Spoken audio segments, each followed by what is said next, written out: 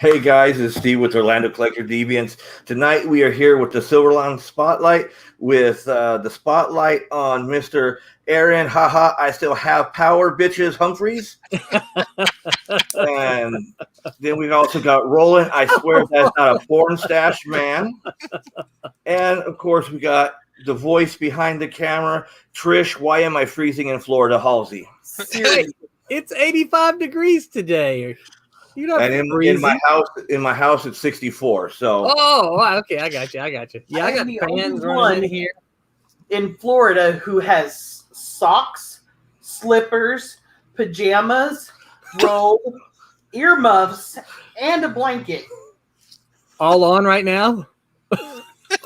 Not at the moment, but most of the time. Within 5 seconds after the show ends tonight, that's where she's going to be on the couch all cuddled up. Yeah.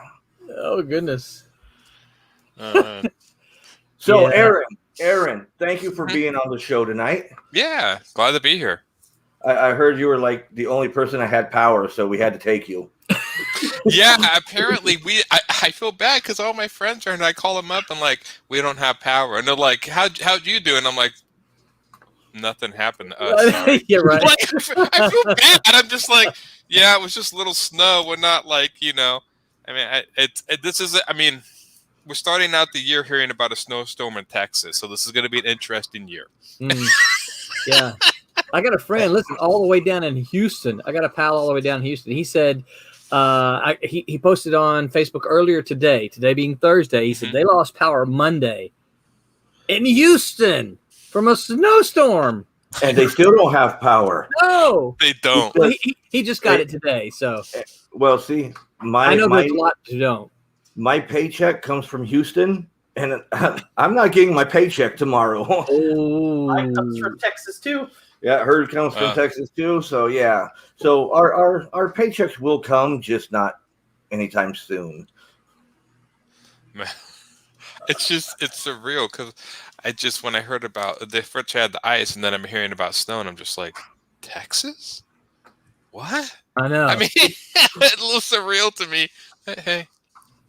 Hey, but and Roland, this is one of the few times I love the fact saying I moved to Florida. Well, Florida's pretty parallel to Texas, so watch out, Roland. Not us. No. You gotta go look at the line. Those little what are the oh yeah, it comes latitude lines. Yeah. No. We're far enough south. You hadn't heard me tell my the freezing stuff, freeze line, yeah. The freeze line, yeah. It's like I had no idea what that was, and I didn't even know it was real, but it's a real thing. Yeah. And I'm below it, so now that Roland said that. Now he said it's going to snow in Florida. Florida. It's going to snow in Florida. I'm coming for you, Roland. Hey, you know what? All we have to watch out for here in Florida is falling iguanas. That's all we got to worry about.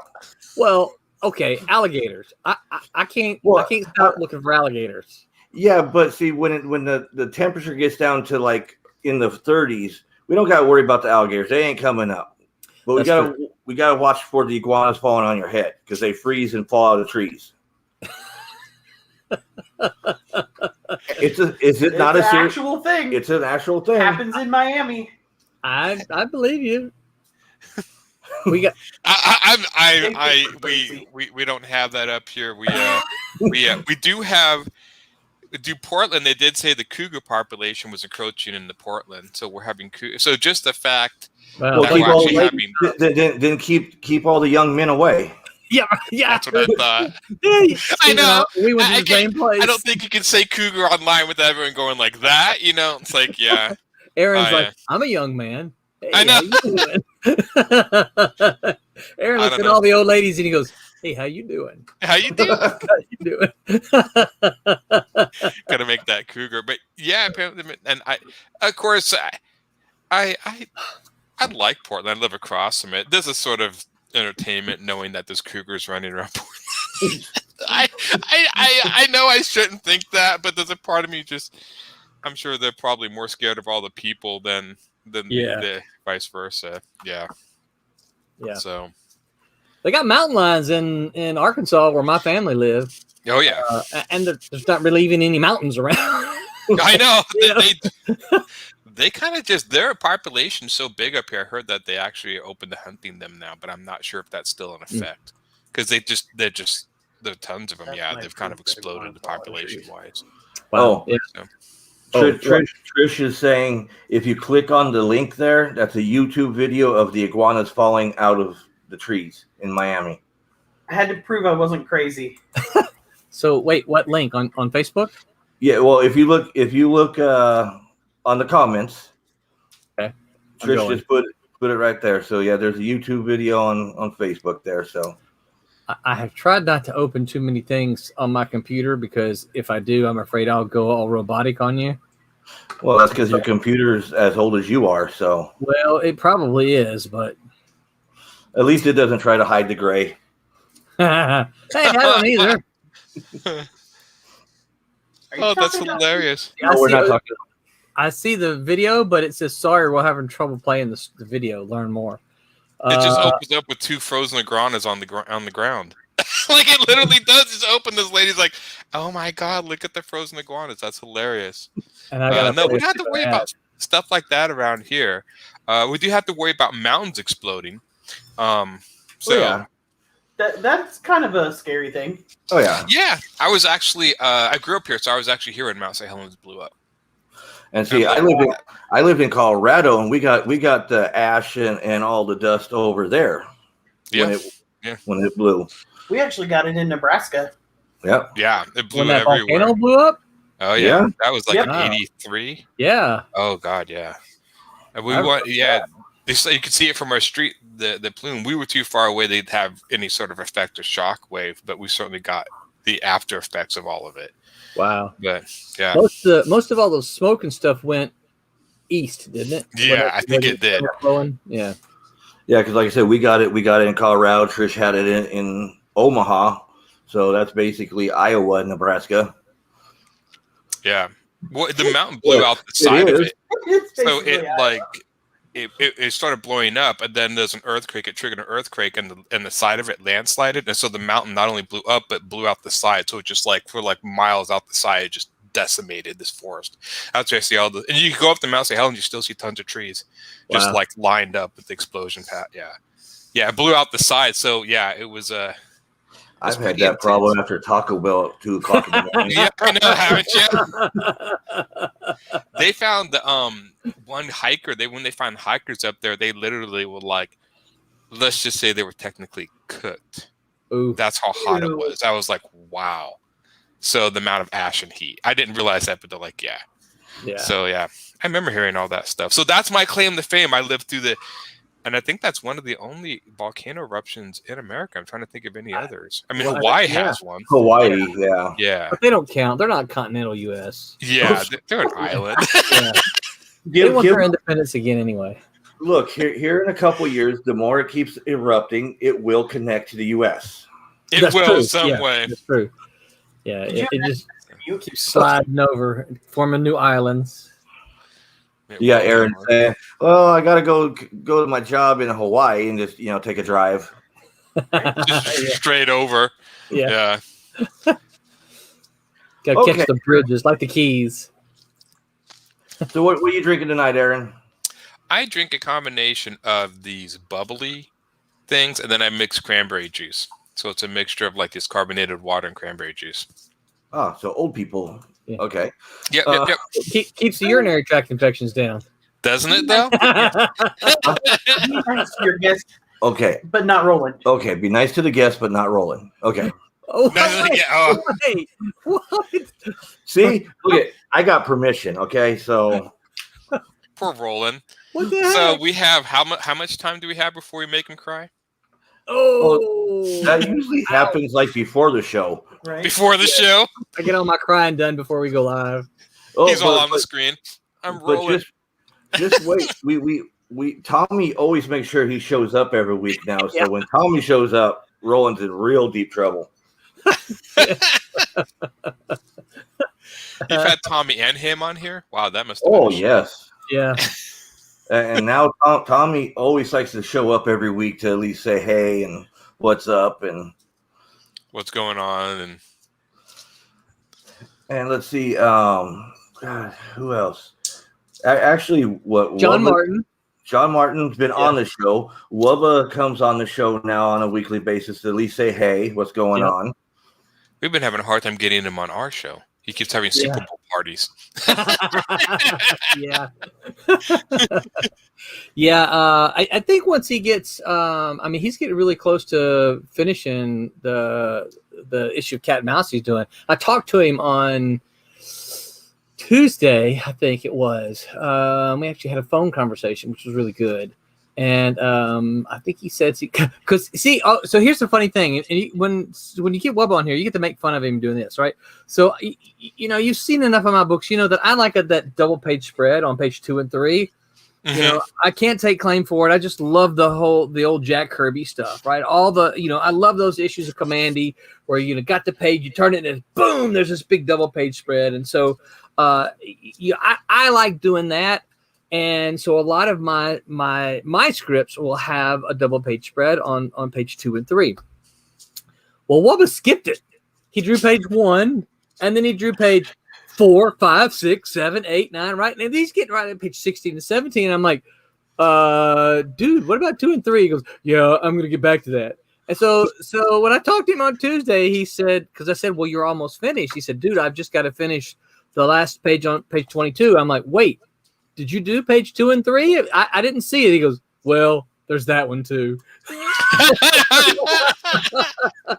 know, I've heard that. I've never skipped around on pages, and I thought it was weird when I heard artists do that. Because to me, I'm always so into my storytelling that if I skipped down on pages, I'd be like, wait, what's happening in there? So I have to go in a sequential order of how I do it. I don't get it. So, but you know, the page is looking great, so I'm not going to complain. Hell, whatever. But yeah, I don't get that. Yeah, I don't really. Movies do it all the time, and movies shoot stuff out of order all the time. Yeah. Oh, what's up, Aaron? Hey, Aaron says hi, guys, to Aaron. Meet Aaron. Yay! Nice to meet you, Aaron. And actually, Aaron's going to be on our show March 11th, talking about his book he has up on Kickstarter. Oh, cool! He's got a book on Kickstarter. Yep. Yeah. Oh, you got competition now rolling. And you know, my computer's giving me so much grief. I know that I'm missing some Kickstarters that are going on now because you know me, I back a lot of Kickstarters, right? Oh yeah. And it's just like this computer thing is just driving me nuts. Literally, I can't. You know, I was typing a message to my boss today, and I was going type, and I sat there and watched my screen, and then it goes, and I'm like, what the heck? I can't write like this. It's like, so I just shut the stupid thing off and went, you know, what happens is it gets really, really hot. And see, you can't see, but right there. Well, hold on. Yeah. Hold on. We'll fix that. Hold on. Let's go. Boom. Okay. Right there right there on my computer. Right. Yeah. It gets really hot. It gets really hot. I keep thinking I'm going to take his temperature. Well, you need to see if it has a virus. You know, it shouldn't have. I mean, it's a university computer, and I really don't put anything on it. I don't do any, you know, I don't do anything on it. So how old is your? How old is that? It's pretty old. It's probably 10 years old. So it's lucky it got turned on. He's all booting up DOS. you hear the little AOL. Yeah, I know. You've got mail. Yeah. Have a few minutes. Wolin, would you like to play a game? Yeah. So Tommy and Tim have been helping me. They've been kind of shopping, and sending me some links for some stuff. So I hope to have it. I hope to have it on the way to me this time next week. That's my fingers crossed. That's what I'm hoping to do. So, and Aaron, I can't wait to have you on the show too. Sorry, Aaron. Oh yeah, can't wait to have you on the show. I see him writing here. He called himself 2.0, so that's fair. So 2.0 will be on your show next week. Yep. No, cool. March 11th. March 11th. Okay. Now is Aaron 2.0? Is he local? So will I get to meet him at Olo? No. Okay.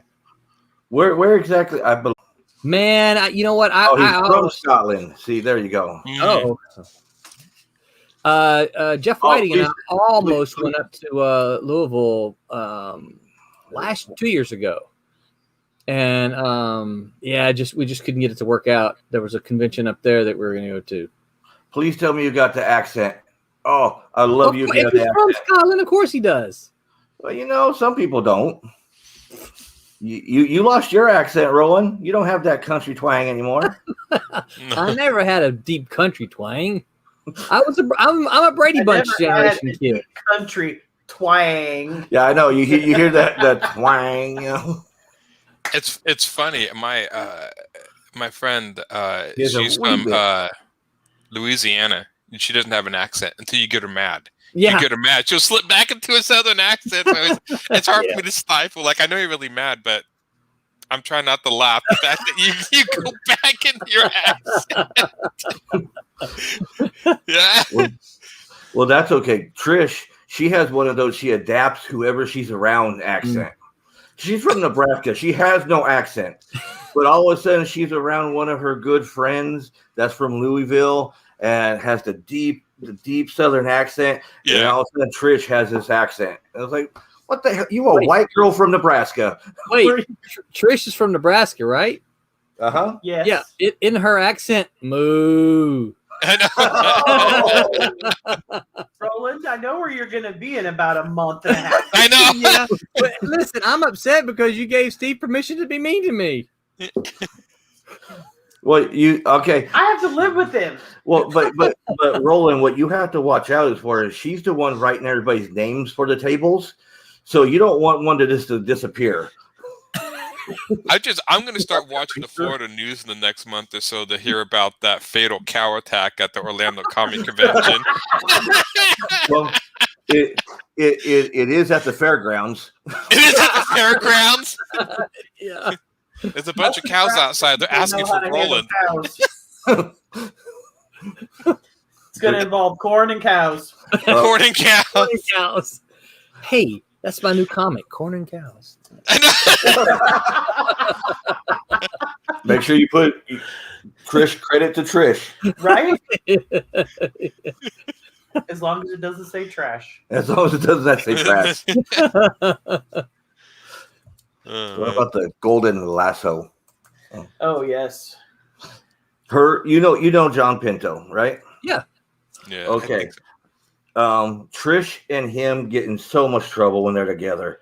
We can't at be left conventions. alone They can't be. You know how bad me and you get rolling. Yeah. They get really bad. Oh no. Where I walk away from them because I'm embarrassed.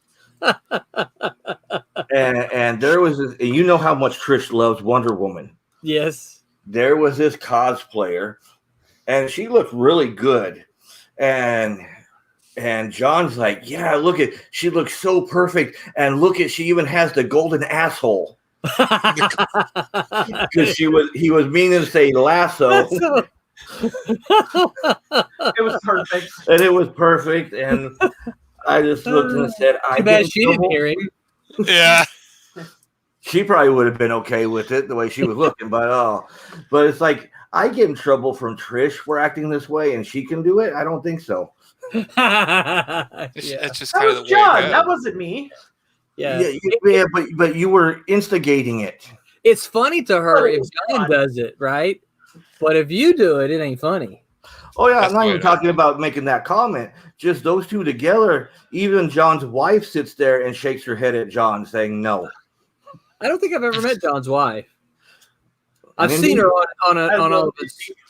I've seen her on all of his pictures when they just redid their house and all that kind of stuff. So I've seen her and his son in a bunch of pictures, but I don't think I've ever met her. Only ever seen John.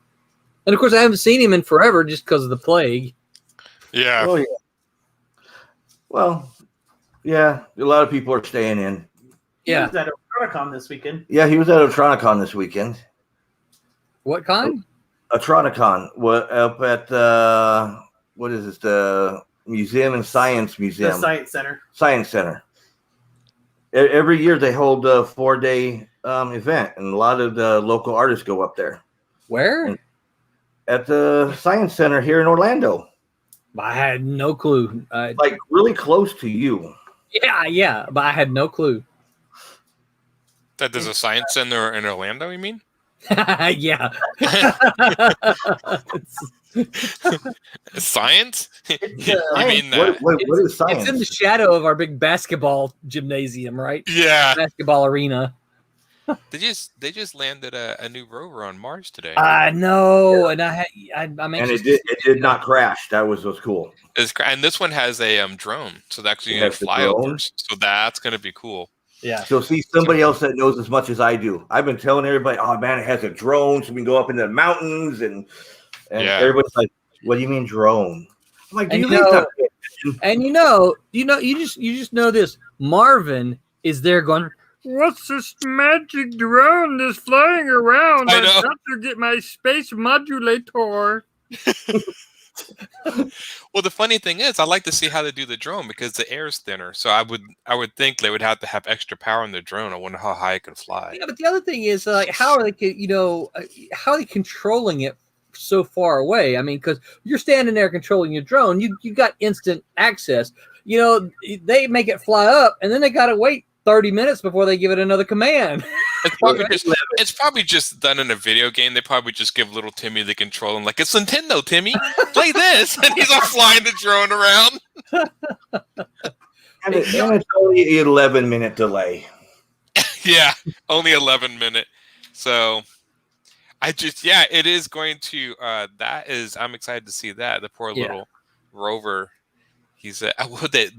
The Onion posted an article that the other rover's like trying to look busy, like it's running in circles, trying to gather samples or whatever. It's like, gotta look busy. The new updated rover's coming, so I have to look like I've been doing stuff. I'm not outdated or whatever. They show The old one.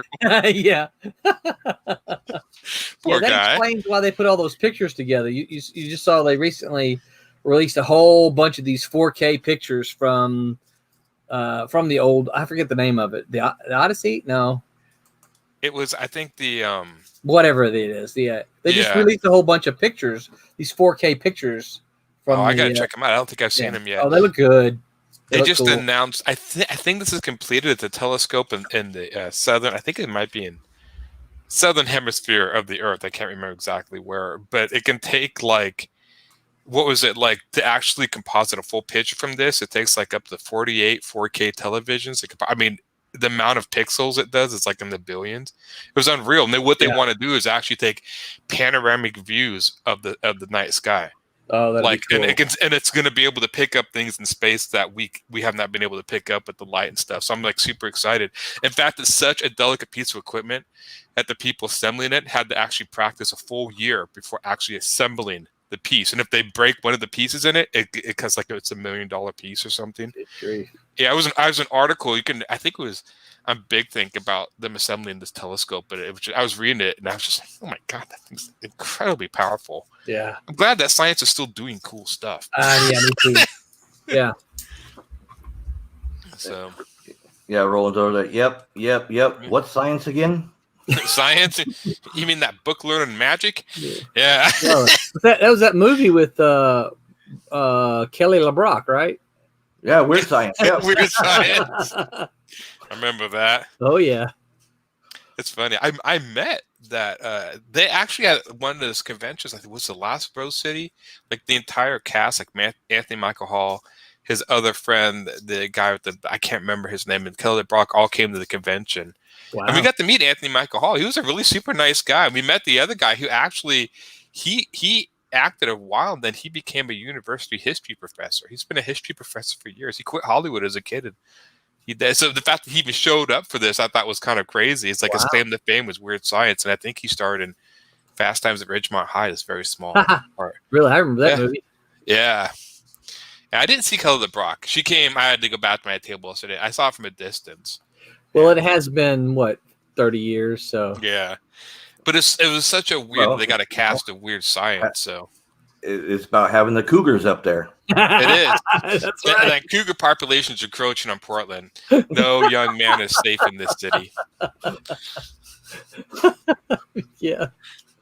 Yeah, the Tinder site takes a whole nother dimension around here. Oh no. Warning, cougar alert.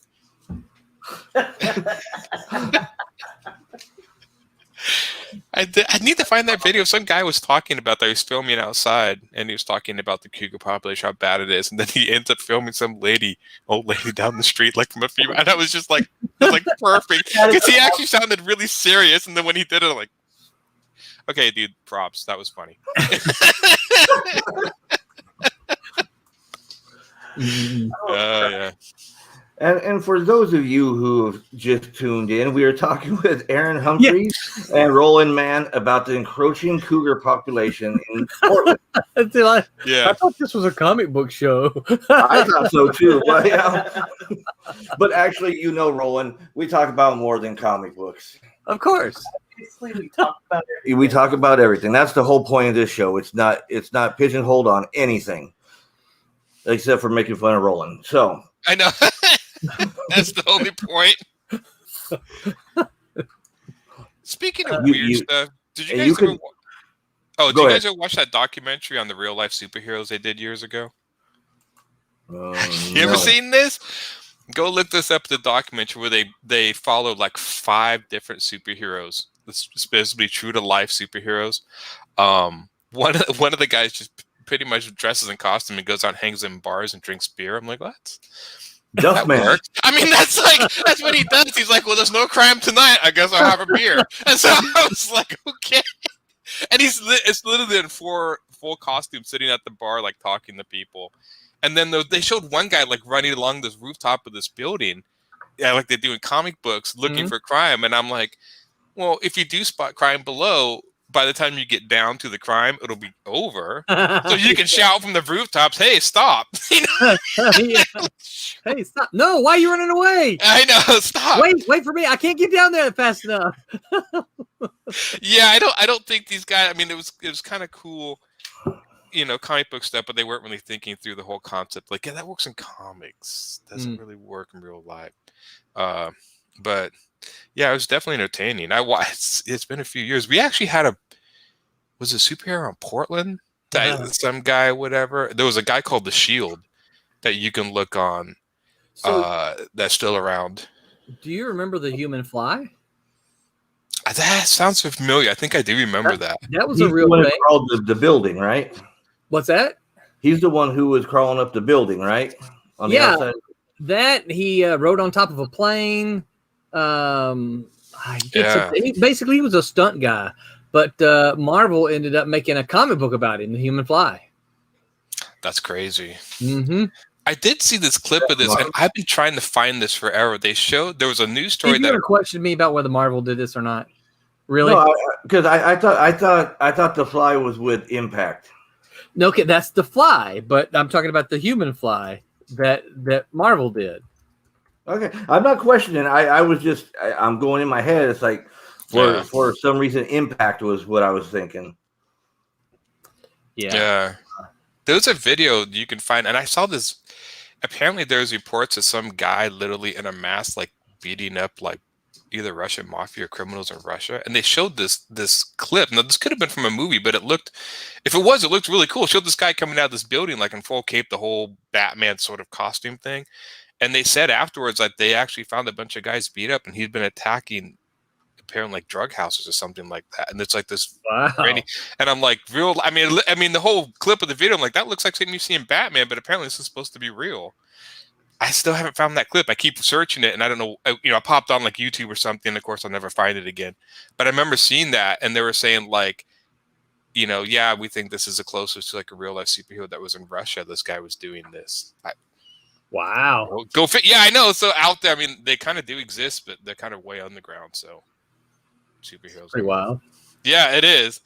So yeah, I think if you so it's one of those things. Okay, we're in the United States, right? So and of course, being a Southerner, I just assume everyone has a gun, and so and I guess it would be fine to be a superhero if you lived in a country where like no one had guns, right? Then you could like just go, beat up people, and if you weren't winning, you could run, right? But here, like, no, you do that, people gonna pull out a gun and shoot you. Yeah, I know. And Roland here, because you were sending me at the same time that I was looking it up. That's it. I've got a copy of it. I bought it off the rack. That's cool. Didn't they do an Evil Knievel comic too?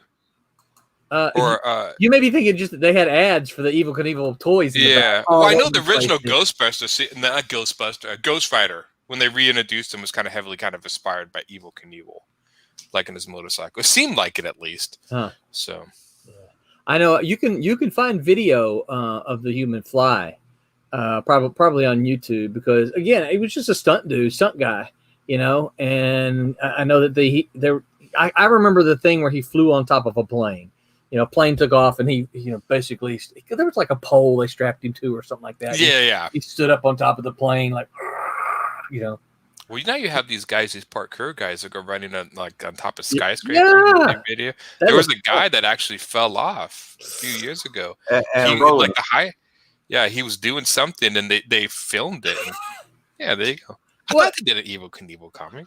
Marvel Comics, Evil Knievel. Sure enough. Look at that. I didn't have that one. Wow. Question the man from Marvel.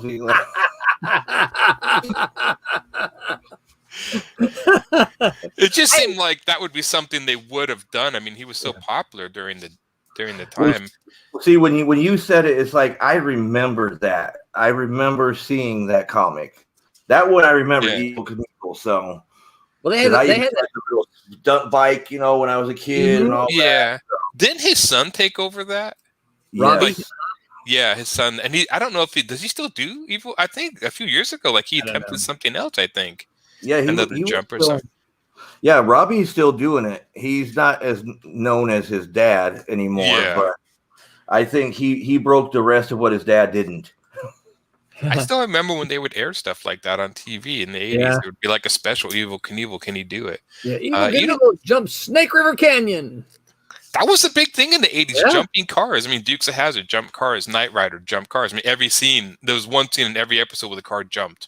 Yeah. That was a big thing, jumping cars. I don't know why, it just was. And then they always did the slow motion when it jumped, too. Yeah. And went to advertisement right when it was in the air. Yeah, Dukes of Hazzard was classic for that. It would always they're going to get out of this one. They show the car jumping, then they stop. The Duke boy's going to get out of this, and they go to commercial. Then they do that every time. It's like, okay, but yeah.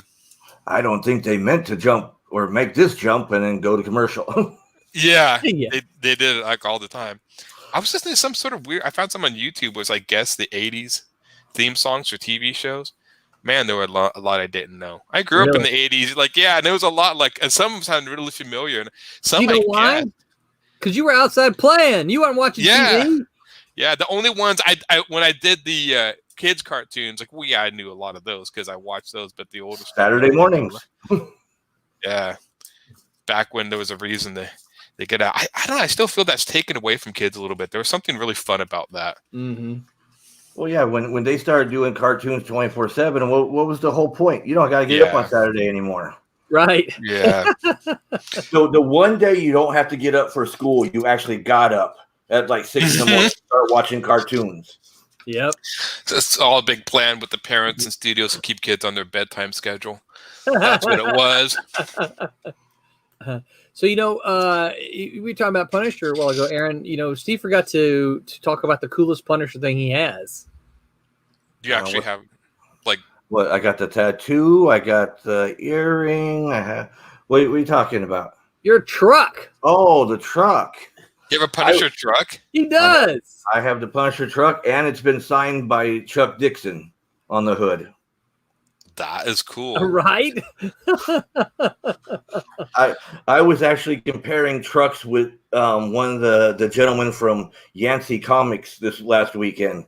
Yancey Street Comics. Yancey Street, yeah. Because he was saying that he has the Punisher truck, and it's like, nah, you ain't got the Punisher truck, man. You might have. I got the Punisher truck.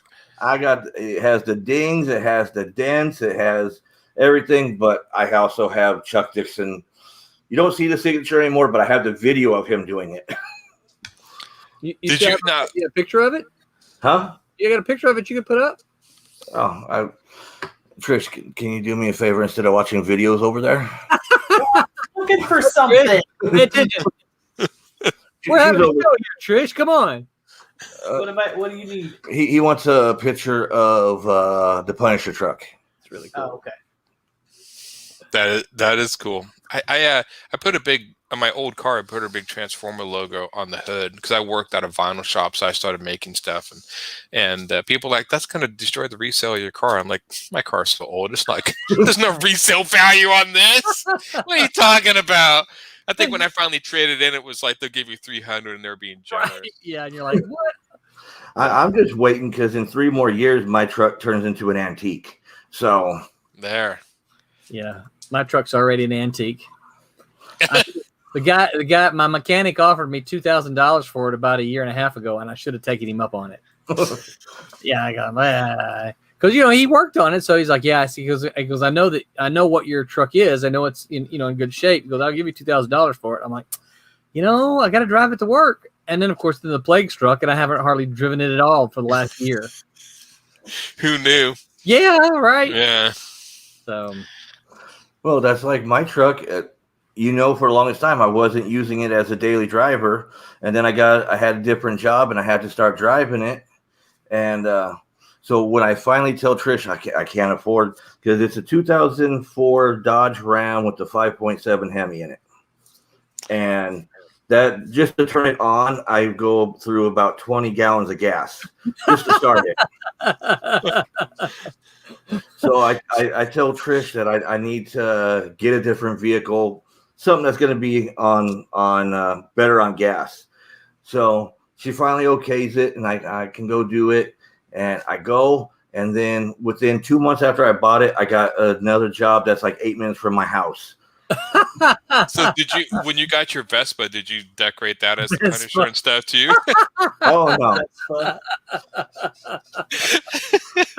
He got a moped. He got a moped? No, those are not allowed in our house anymore since Cutter's wreck. As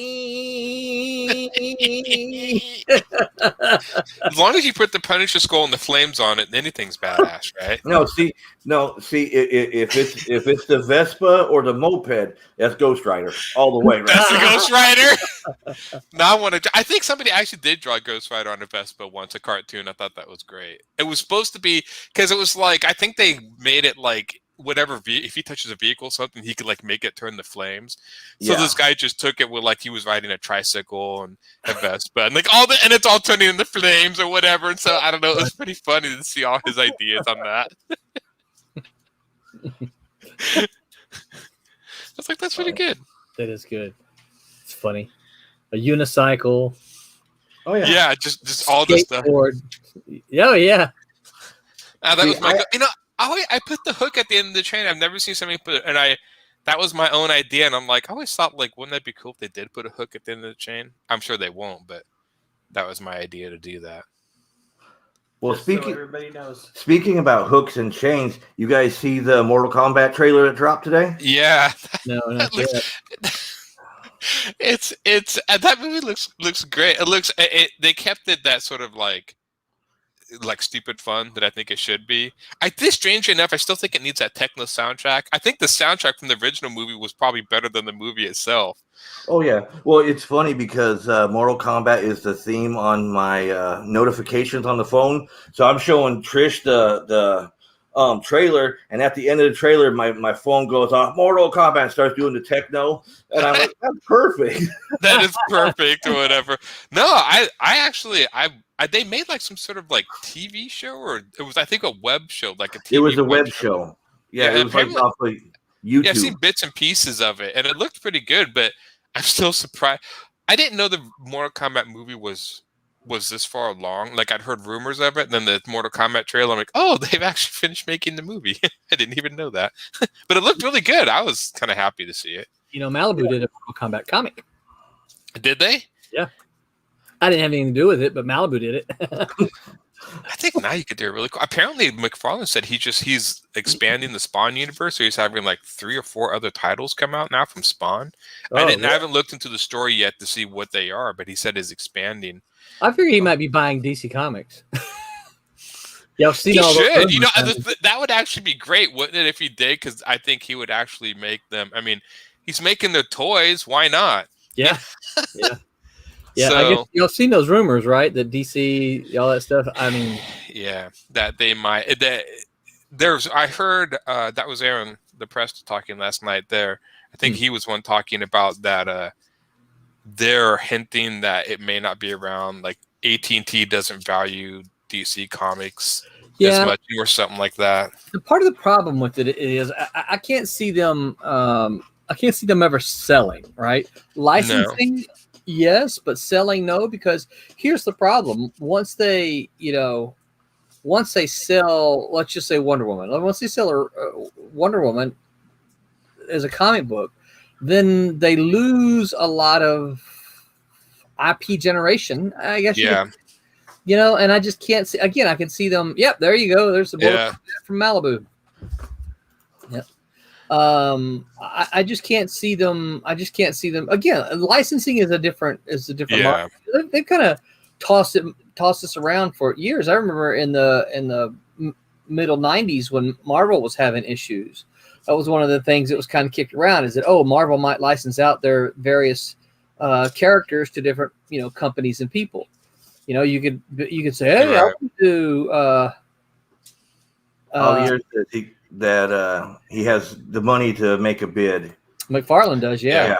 It was funny because I saw Rob Liefeld posting about it on Twitter, and he's like, he's like, you think most comic book creators have 8 figures available? He goes, Yeah. No, but I mean, McFarlane made his money in the toy industry and stuff. He's just a smart businessman. I would be surprised. Now, I wonder what would happen. I mean, like, whatever, if they do dissolve DC and license it, like, Jim Lee and stuff. I mean, where's he gonna go? He's been with DC forever. I mean, the big guys. I don't know. I can see them. That's what I always thought. Would they ever sell it?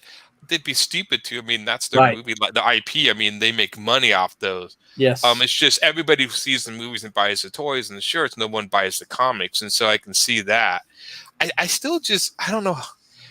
I mean, maybe it's I've heard he was talking last night. They go all digital. I don't think that's a smart move. I know we've talked like everything should go all digital, and I just. Once you take the collectability out of comics, you're really gonna shoot yourself in the foot with that one. Yeah. That's a huge deal behind it. So I don't see that happening. And I guess I just don't see the sale of digital comics being as powerful to really invoke that. Yeah, I don't either. I don't know anybody, that I've only ever known one person to tell me that they made money off of digital. Yeah. No one else has ever said, and I don't think I believe this guy. No one else has ever said they've made any money off of digital, including, a couple years back, I talked to some of my friends at DC Comics, and they're like, "Yeah, we're not really making anything off the digital." Yeah. So they weren't really making any money off digital either. Certainly not enough that they could say, "Oh, well, let's quit the print and go all digital," because it just wasn't worth it. Yeah, and I think of that. I think there was going to be. Still, comic shops will still exist in some form. I still think there's people who really, even though they don't doing as well, I think it's one of those things that once they're gone, people will miss them more than they think. I think people kind of take them for granted a little bit. But yeah, I don't know. So how bad are these rumors getting? I've been hearing rumors for years that Warner's the same thing with Disney shutting down Marvel and all this. But I've always just heard they've just always been rumors. There's never seems to be anything substantial. I just always kind of wrote them off as like people just, especially when you see it online with YouTube's. Oh, that's a sensational headline to get clicks or whatever. Clickbait, yeah. But But it seems like now might be a little more serious that there actually might be some reasons. So. But it depends on who you're listening to on. Yeah, there's some people I know there's some people on YouTube that would love nothing more than DC and Marvel to be destroyed. And a lot of those people I take with a grain of salt. I'm like, yeah, okay, you're sensationalizing it. But yeah, I can see them licensing the properties out. And like, I think, what was it? Somebody said in here, like sports companies with multiple owners. That was Javier. I can see that. Yeah, I can see that. To me, that would be a good way to go. Right. Well, because if anybody learned from the whole Marvel thing, it took how many years to get all their rights back to them. I mean, they still don't have the full rights to Spider-Man yet. Sony hasn't given them full rights to it, so I don't think selling off the rights would be the right way to go. But that's me. Yeah. Yeah. Yeah. I can't see it either. I can't see it because it doesn't. There's just nothing. Nothing smart about it. There's just no from a company point of view. You think, okay, well, let's sell off these characters, but why? Okay, they're not making the kind of money that they want them to make. But one of the things they haven't tried is like let's reduce the line. Let's cut it from 60 titles a month back down to 20. Do we really need 5 Batman books? Yeah. I would argue that no, you don't. One Batman book and one Batman book, one Superman book. You'll get stronger titles if you can do something like that. And quit reimagining the universe every year. Yeah. Yeah. That's something what is the new one? They have it there is like DC Future. I think that's an event. Future Sight. It's an event. It's a Future Sight. Each title gets like 2 to 3 little things inside that little arc. Okay. Yeah. But it's pretty much after the metal. I mean, the funny thing is, obviously, there's. Oh, I'm sorry, I didn't mean to cut you off there. Oh no, go ahead. Go ahead. You're more important. Oh, okay. You're the guest. You're more important. It just seems there's obviously still interest in the characters. I mean, the movie's going to be making the money they would if there wasn't interest in the characters. I think sometimes it has to do with people just don't like to read as much. Movies and TV is such it's not really interactive entertainment. You sit there and watch it, reading, you have to interact a little bit, which is funny because the most interactive entertainment out there is video games, and those are more popular than ever. So I don't know. I love comics, but I think it's more of a niche thing. So I hope not. I mean, well, I don't know. Then there's manga. So I mean, there's huge popularity in that's when we talked about but romance in comics. That's you have to read the book backwards, and we already have dyslexic people, so they read it frontwards. Quit confusing the population. Oh yeah, but because I still never figured out like black and white American comics don't sell, but black and white manga sells like hotcakes. I can't quite figure out. I'm still trying to figure out the secret ingredient manga has. Like, what is that? So, that's it. I just said something to irritate Roland. That'll take. No, Roland had to run real quick, but I'm going to use that time. I'm going to show you. Boom. Oh, nice. There's that. There's me. That's awesome. And then there's Chuck signing the hood. That's cool. It's too bad you couldn't find a way to make this. I think the signature faded over time. Oh yeah. Well, I tried every book or tip on the internet, but the Florida Sun just kills it. Yeah. Everybody told me you should have just took the hood off and hung it up, and it's like, nah, he's local. I can get him to sign it again. Yeah, it's not that, but it's too bad you can't find some sort of fixative or something. But even that, it would just the sunlight would just kill it. All the time. But it was the whole thing of just being able to get him to sign it. You know what I mean? What's kind of cool though is if you actually were to take off the skull, you would have it different in the paint because the paint and where the skull would be different. You'd actually have a very subtle skull on the hood of your car that would still look cool. Well, you want to know what? Okay, because this was a couple years ago, and how the sun has actually killed the vinyl decal on there. Yeah, it actually looks a hell of a lot cooler now than it did then. Oh, did it? Is it? Because you got it to where it's getting like the cracks in it, kind of like how bones get, and you have where it's faded. So yeah, it does look a hell of a lot cooler now. Strangely enough, when you age it, age it like that, you can make it look even better. Yeah, but like I said, that was back when I cosplayed as him. We were talking about how many weapons. You can't see it on there. I have holsters. I got the shoulder holsters. Actually, that's an actual tactical vest that my daughter painted that on for me. That is cool. I like the red skull. I haven't seen the red version of it. I may have said, but that's pretty cool. I always liked the skull when you painted it like it was like that, like it's like haphazardly painted, like spray painted on there. I always thought that was a cool. They kind of did that in the Punisher Netflix show. Yeah. A little bit. They kind of like it was spray painted on his tactical vest. I like that. I tried to watch that show. I tried to like it. It's just when they brought in the whole conspiracy theory, I was done. I was like, look, he fights the mafia. He's a really simple character. You don't need to add government conspiracy in it. You just stop doing that. Just have him fight the mafia. That's what he does. Oh yeah. Well, I took like my Punisher. I took it different aspects from all different versions of him. Like the red skull is from, I believe it's the Defenders. I love I have like the growth and stuff, kind of more like from Warzone with the slicked hair, the growth and everything. You know, I took a little bit of what I thought was the best of every Punisher and put it together. The guy who starred in that movie, The Warzone, he's probably the most. He looked like Frank Castle as far as like a spitting image out of everybody I've seen. That guy in the Warzone movie, I'm like, that was Frank Castle. They at least they nailed the character. He looked like the guy. I mean, he was big and imposing, just like that guy should be, and stuff.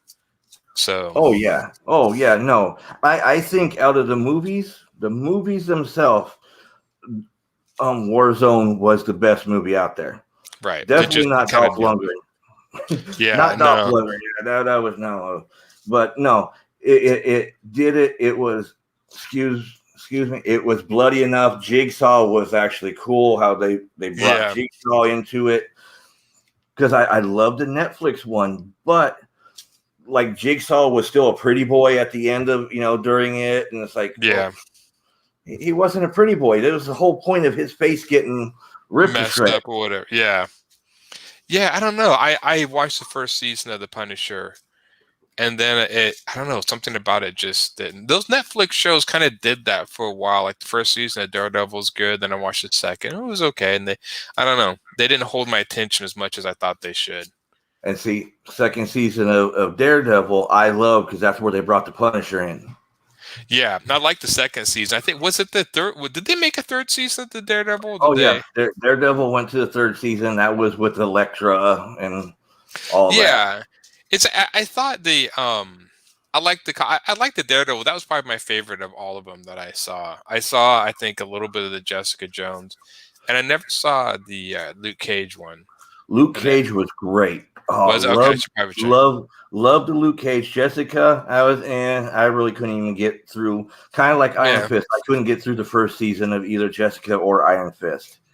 And then they made the Defenders show, and I heard that wasn't very well done. But I didn't. I never even watched it. I'm going to tell you the truth. I never. Like I said, Punisher. My biggest complaint was Jigsaw, of course. Yeah, but I was so disappointed because at the end of the second season, I'm going to spoil it for you, they made reference to Bullseye. And then they canceled the series. They canceled the series because they have the lady calling up Frank, hey, we got a mission. There's this guy who wears a big target on his chest, and he's deadly. And it's like, oh, man, they're going to bring in Bullseye. And then it's like, oh, yeah, since we Netflix and Disney hate each other, we no longer are going to do anything. I'm like, you got to be killing me. I just read that Disney, I think Marvel got the rights back to the Punisher. Disney did. Yeah, today. They got the rights to Jessica and Punisher today. Right. I can't see Disney really doing a good Punisher. I really was trying to think. I'm like, man, that's like. Apparently, they said they're going to make another rated R Deadpool movie, but I'll believe it when I see it. I just don't see how Disney's going to be able to fit that character into the Marvel Universe. And the Punisher, it would be really hard. Well, I mean, they're going to put Wolverine in the Marvel Universe, but they're going to nerf him because he's not going to be able to do. I mean, when I saw the Logan movie, the fact that they made that rated R, it's like they finally nailed that character for me. Yeah. Movie. And that I love that movie so much, and that could have been a standalone movie. Didn't have to have any of the other. You didn't have to know about the whole universe. That was such a great movie. How that was put together. It was, it seems like when you hear like them going to Disney, I'm like, yeah, but I mean, there's certain characters like Wolverine the Punisher that kind of need that R rating. They kind of take full effect of who these people are, who these characters are supposed to be. So we'll see. I don't know. I mean, we'll see. I'd be curious to see how they do it. I know they're trying to bring in the X-Men some way. I think they're going to have a little bit of a harder time with the X-Men because of the Fox movies. When they did the Avengers, there's no other Avengers movie, so they were the first time doing it.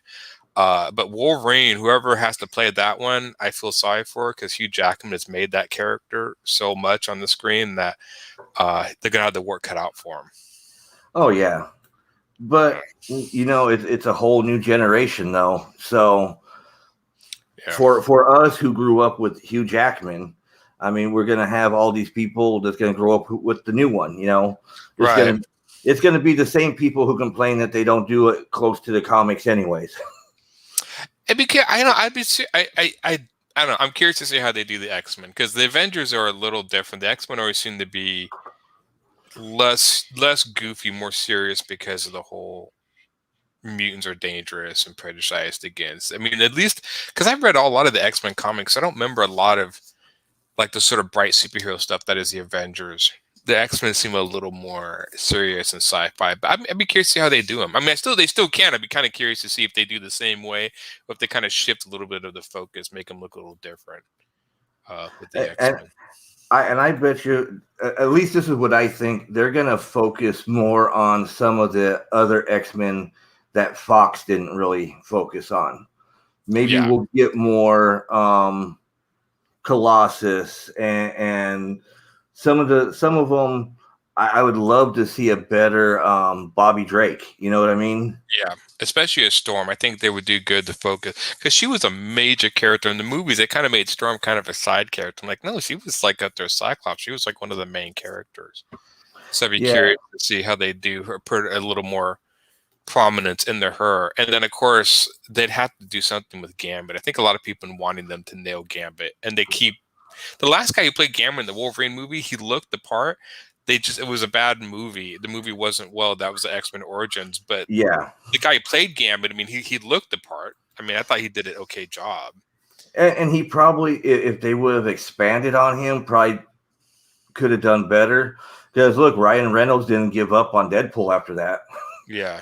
He came in and made the proper Deadpool, Yeah, which was so funny. And I heard that they asked him if he wanted a third movie. Now, I just got a sense that Ryan Reynolds just felt like after the second movie, there was not much more they can do with him.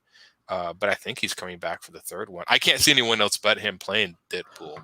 Oh, yeah. Well, they from what I read, because, of course, I'm like everybody else, I just get the bits and pieces here and there. Right. I heard that the reason why they're going, and again with an R, because that's the only way that they could keep him. But they ended up changing out the writers. The writers that was for number 1 and number 2, they changed them out for the writers who does like Bob's Burgers. So that may be a mistake. We'll see. Sometimes when you have like that team that break up writers and actors to break that team up, we'll see. That may be good or bad. Well, I'm sitting there. It's like how Bob's Burgers humor does not equal to Deadpool humor. No, Bob's Burgers is very dry humor. Deadpool is very more kind of overt, goofy. I'd be curious how they do that. Yeah, I don't see that myself, but I definitely can see them trying something. I know they have a whole list of movies coming out, and I'm like horrible at keeping up with that. I still haven't watched WandaVision. People keep hearing about it. I'm like, oh, I'll get around to it. And I got to watch the second Mandalorian season or whatever. I don't feel so bad because I haven't watched the second season of Mandalorian. Me and Trish, we been watching WandaVision, but not like every Friday, like how everybody's, oh my God, I gotta watch it, it's coming out. It's like, it's not bad, don't get me wrong. I mostly wanted to watch WandaVision to see, and I'm one of those knowing it's not going to be entirely like the House of M arc. But I know this is based around that arc. So I want to see how they're updating it, Wasn't the House of M, wasn't that the one where she went crazy and killed all the mutants and wished them all away? Yep. Yeah. No spoilers, people, because they're not going to do that. Yeah, that was in the comic. So I would spoil the comic story for you, but that's been out for years. So that's on you if you haven't gotten around to that. But exactly. That was 30 years ago, guys. That's why I want to see how they're going to update it. I've heard rumors this series is how they're going to introduce the concept of mutants into the universe somehow. I bet you, because of who showed up on the last episode. I'm not going to say because I haven't seen. Was it? Well, I haven't seen last. Okay, that last episode I watched, who showed up at the end. It could be bringing in the whole mutants. I might have to watch this. Yeah, I don't know. We'll see. I did watch the Karate Kid series, but I grew up with the Karate Kid. I like that series. How is that? We haven't watched with everything we got going on. Trying to sit and watch something is like really hard. It is for us too. I mean, we pick nights to go watch it. It's funny. It's definitely got like a tongue-in-cheek sort of feel to it. Like it knows that this is a series based on the Karate Kid. So it's not taking itself seriously in that. The guy who plays Johnny is hilarious. They just made that whole character. There he is. He's back. Sorry about that. Well, Roland, you watch the Karate Kid, don't you? You mean Cobra Kai? Cobra Kai, yes. Sorry. Yes, we do. Yeah, we like it. It's a lot of fun. Yeah, the guy who plays Johnny's hilarious. He's worth it for the entire show. He is, and he does things in there. I'm like, how are they getting away with this? And this, in this day of woke culture, how in the world can he get away with some of the stuff he does? But I mean, it's a lot of it's funny, and it's like it just makes me laugh. And I still think the funniest one is the last one when he went to the like Daniel took him to the rehab center, and he thought he was taking. Like Johnny thought he was taking him to rehab, and it's like, you're not taking me to rehab. He's like I'm no quitter. Like when it comes to booze or whatever. That's perfect. Yeah. He's the Johnny kid. The guy who plays Johnny. He's worth the show alone. That guy's hilarious. Yeah, he is. He's trying to help the guy who got paralyzed up. He fell. He went pretty good. Now get up, pussy. I'm like, oh, dude. Yeah, he's like literally the anti-PC trend of the day, which is I think what makes his character even funnier. Yeah, because you don't see many characters like that on TV nowadays. So that's what I'm saying is that it's a shame, but just because I wonder, it's like, is there anybody complaining about him because he's not? He's so. I've wondered that too because he's but he's not funny. He is, and so I no, I've never heard anyone complain about him, and I wonder if it's because he's not to be canceled. I think it's also because he's not writing stuff like on the internet that irritate people. That maybe people realize is just a character, and I don't know. I've heard in real life he's like a super nice guy. He's like really not like his character at all. He's just like a really nice person. I saw him at a convention. Again, my classic thing is I go to conventions at the Portland and they have all the celebrities. I would usually never meet them because that requires paying for autographs or whatever. But I see him and I saw him from a distance. So I've seen lots of people from a distance like, hey, there he is. I think that's my claim to fame. They just see a lot of people. Like I saw John Cusack. So they're like, oh, there he is. Yay. Yeah. Somebody's like, why don't you go meet John Cusack? And I'm like, I don't know this person. What would I say to him? I've met a couple of people that what I've done is I've waited till after the con closed. And if they were still there, I'd walk up and meet them. Like, no. I met like Dean Cain. Dean Cain was hanging out talking to some people. So I took him some comic books. I'm like, hey, I've always been a fan of yours. Here's some of my comics, and I hope you enjoy them. And I, just walked away. I met he was very nice. I mean, he took them. I met Sam Jones that way too. Oh, the And guy he- played the Flash. Flash. Cool. Yeah. Flash Flash. Gordon. Yeah. He actually even gave me we swapped. I gave him comics and he gave me an autographed picture. I don't really do celebrities with autographed pictures, but Yeah, he gave me one and I got one around here somewhere. it's weird. I've never been a big like celebrity signing. Now, having an artist on your work, that's a different story. Right. I guess that's a comic book thing. I mean, when all the movie celebrities are over there, and I'm like, no, I don't really care. But then I walk by Larry Strome, I'm like, oh my god, that's Larry Strome. I know, yeah. So yeah, it's an artist thing, I guess. Is this difference? Yes. Yeah. I'm the same way though. When it's anybody with the comic book, the regular media, oh yeah. Mm-hmm. And oh my God, look at there's John Beatty, there's Mike Zeck, Right. there's Yeah. I Jim still Lee. remember. It was funny because growing up, I was a big fan of Jeff Darrow. He did all the art stuff for the Matrix, and I saw him at a convention once with Mike Mignola because he's local, because Dark Horse publishes Hellboy, and there's a huge line from Mike Mignola, but poor Jeff Darrow got no love, and I'm like, Really? yeah, I was like weird because I mean he's still like when it comes to art like a god. I mean look at like Jeff Darrow's artwork and like I quit, and the guy's like O.C.D. in a good way. I'm just like dude. But yeah, I actually get to meet him. He seems kind of funny. I've met a few artists there that like he had his like that. He must have brought a suitcase in, but it's still packed. And I couldn't tell if he was just like, look, dude, when this convention's over, I'm gone. Like you could almost do the sense like, yeah, I've done way too many of these. I just want to go back to my hotel room and nap, and I don't, which I understand. I completely understand. I think was it Adam Hughes was the one that was the funniest. He had a corner table, and it was completely empty. And he had this little portfolio of pictures. That's it. He just put this little portfolios of like 8.5 by 11 that you can buy photos. And his wife did all the talking. He just sat there and looked grumpy. He must have had a bad day or something. He just looked really irritated. But he put no effort to really like decorate his table at all. He was like, "I'm Adam Hughes. You know who I am. You want my stuff or not?" I'm like, "Okay." At least he's honest. I mean, it's like I don't have to sell who I am. You know who I am. I'm like, okay. So. Yeah. Wild.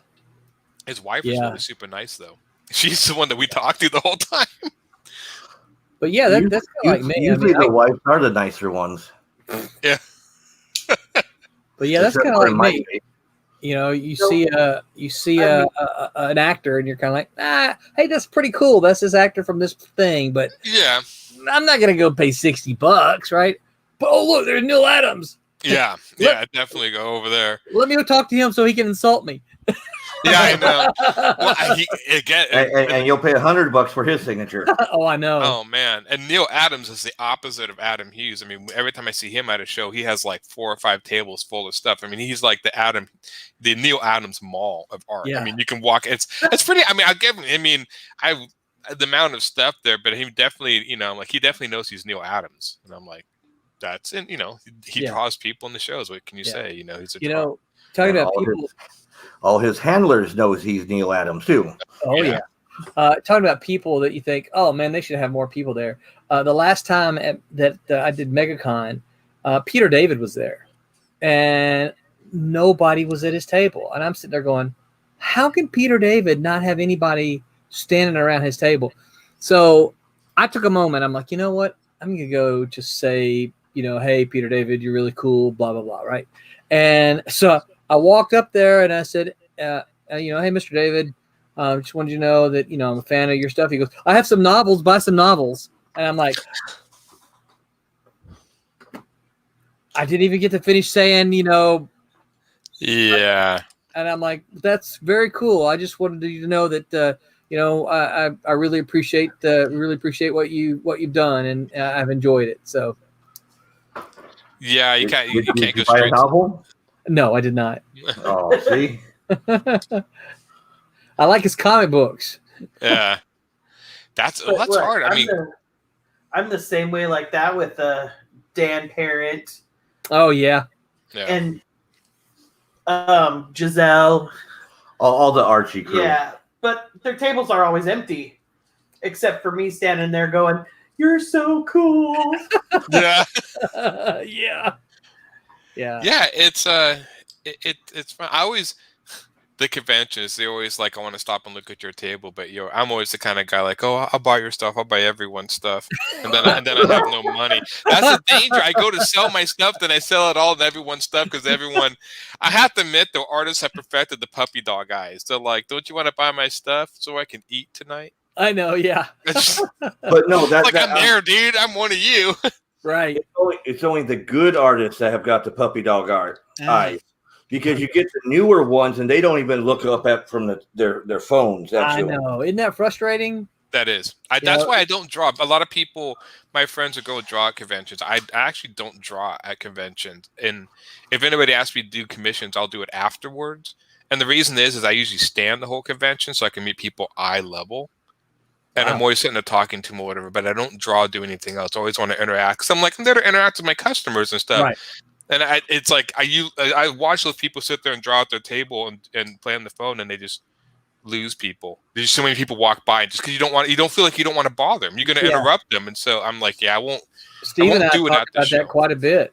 Yep, because I'm one of those people. Because Roland knows we go to conventions like every weekend. When there was conventions every weekend, and like I was telling Roland, I am one of those. I love going down in the aisle. You know? Yeah. That's my bread and butter. And if you don't sit there and say hi to me or look up from your phone or whatever, guess what? I'm still walking. Yeah. And I'm like, you don't know who you're missing out on. And I'm not saying I'm a big person. Oh my God. But I might not be, but that guy 2 down might be from a publishing company that wants to take your book. You know, well, you don't know who's walking past you. And I'll be quick to say this about you guys is that I've known y'all long enough that I know that when you like somebody, you support them with your money, and you also support them with your voice. You have this platform, and when there's somebody that connects with you, you are again, I don't know what money you spend, but I see stuff on your wall. Right? So I spend money. Of course I do. Yeah, that's what I'm saying. And so for me, that's the whole thing is I know that you've got a loyalty thing, which is something that I really appreciate because I know that there was that connection made between us, very early on. And it was a good connection, and it ended up that you liked the first thing you got, so you wanted to see something else. Yeah. It's that's the thing. That's how you build. Because I remember when I started selling my kids' books, I'd have people walk by and like, "Do you have a new one out? Is a new one coming out?" Because I told them about a new one, and it's like, "Not yet," because the publisher's banned. This year, man, that's the thing. Last year I had like 1 or 2 things new. Man, when I go back to the convention when they open up this time, oh my God, poor people. I was my Goblins. I had issue 1 through 4. Now when I go back, I'll probably have issues 1 through 12. I'll have the whole thing done. So I'm sure people would be like, "Look, dude, I just got done with 12 and 4. Fry Rush 1, Fry Rush 2. 2, right. Yeah. And I have another kid's book, and I'm like, if you liked my stuff, wanted to spend money, now's the time to spend money because I have a plethora of new stuff for you to, yeah. I'm trying to think all this. I'm going to have to figure out how to put like Fire Rush, my books.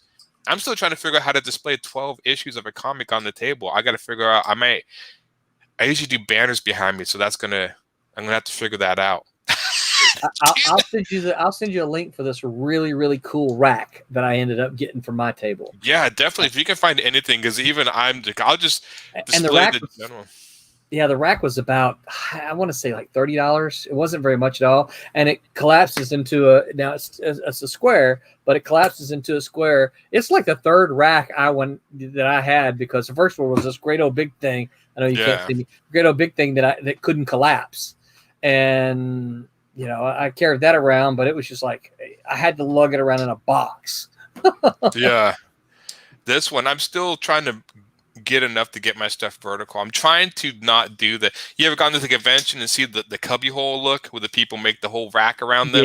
Then that's a little too imposing. Well, I like it a little more open, but a little vertical as well. You know what? I don't mind if someone does that, but what I do mind is when they try to put artwork on the outside so that it faces you. You know Yeah. what I mean? They make the cubby and then they put artwork on the outside that faces your table. And I'm like, no. That's usually against convention rules anyway. Right. You know, I had to ask a guy at MegaCon one time to take his stuff down. It was crap, you know, but he had it facing my table, and I'm like, dude, come on. People are going to think I did it. I didn't do that, and I don't want people to think I did that. Now, if you were Neil Right. Adams, maybe, you know, but you're not. Yeah, I think last time I got the last convention, I kept the same spot, but I was in, Artist Alley, and Portland caters to the independent. So Artist Alley is like 4 or 5 aisles long. It's Nice. like almost a little over half. So it's great.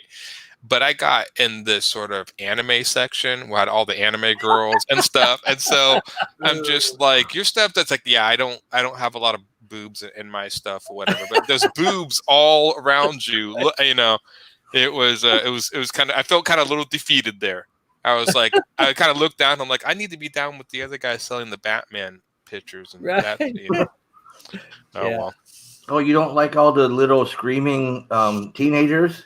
I actually do. I think they're funny. It's if anything, it is fun to see kids get excited about this stuff. I think that's the most excitement because I remember how I felt going and seeing stuff. I just don't understand most of what they're getting excited about because I don't Yeah. read the property. So I have no Right. idea what you're excited about, but you seem really into it. So yeah. Well, the first time we went to an anime convention, Trish about pulled all her hair out because all they did was run around yelling and screaming and everything. Trish was like, if you ever bring me to an anime convention again, I'm killing you. I'm like, I fit in. Oh. Yeah, anime convention is a whole nother beast, and they mix up the conventions up here so much. And half the anime convention stuff is just like, I guess they call it fan service or girly stuff, and I think they're toning that a little bit down at conventions. Would love if they did Artist Alley, split up a section of people who want to sell like the girly stuff in one section, and the people who want to sell independent books in another.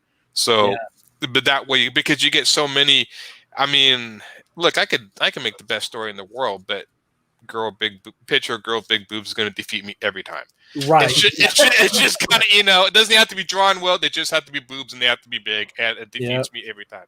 So if you can get those away from my table for a while to give me a chance of people who walk down want to see books and stuff, Right. I think that might be something I would like to see convention owners try to do a little bit. Yeah. Well, see, MegaCon kind of splits everybody up like that. Do they? Yeah. I'd be curious to talk to somebody if that helps at all. Because when I go to the Artist Alley, I'm looking for independent books. I don't care about fan art or whatever. I want to see the independent comics. That's what I'm trying to hunt down. And sometimes it's hard to find them. Or they get them in there because they're kind of snuck in there. But yeah, that's what I'm always, because I don't know. Fan art doesn't do much. I know to a lot of people it does, but it maybe comes to the fact that I draw. So I'm just like, I could draw my own. Mm-hmm. So. And see, that is a big ticket issue with a lot of artists. Is it fan art or your own art? Yeah. Right. And like I tell a lot of people from being on the other side of the table, from what you guys are, have your own stuff. If you have the fan art there, that's what's going to draw people to your table, and then you introduce them to your stuff. Yeah. Well, go ahead. No. Oh yeah. Strangely enough, I've actually found the opposite with my stuff. Really? It's my kids' book and my art that I draw, because I actually do fan art, some fan art like Star Wars and stuff. And some people stop, but I have more people stop my banner because the name of one of my kids' book is Roscoe, Alien Wildlife Photographer. And once people walk by and read that, they're like, "What the hell?" Because they don't know what the hell, and they stop. So I've actually had more people, which I'm happy that they're stopping. Not saying they buy my own stuff, but they stop and look. I sell some fan art, but not as much. And maybe I'm not doing it the way, but I'm not doing the super, because I do like Predator and Alien. I like them as far as fan art. I do He-Man. I did a He-Man one, a little more sci-fi. Trying to do different subject matter than because there's so much superhero. I'm like, well, there's other 80s stuff that I grew up with, and I do okay with the fan art. I sell them super cheap. I way undercut them. I sell my color ones for $10 instead of $20, which I know a lot of people don't like. Do you find that makes some of the poster pirates around you mad? I have not had any confrontations yet with people saying anything about it, but I have had people say, "So why so cheap?" And I'm like, well, one, it's an impulse buy, and I'm trying to get you to an impulse buy. And a lot of the times, I don't know, it just seems to work. And I actually started with my Galleons. I told them if they buy issue 1 through 4, I'd give them a free print of the book. And that was a huge thing. That was a huge sell. People love that. So I have to make up a new print for next year and stuff. But yeah, the black and whites I sell for $5. Yeah. I don't know a lot of people, but I'm like, because I mean, what the cost you make them at Kinko. Yeah, that was the print I gave away with my book. Oh yeah. Sorry, it took me to find where I put it.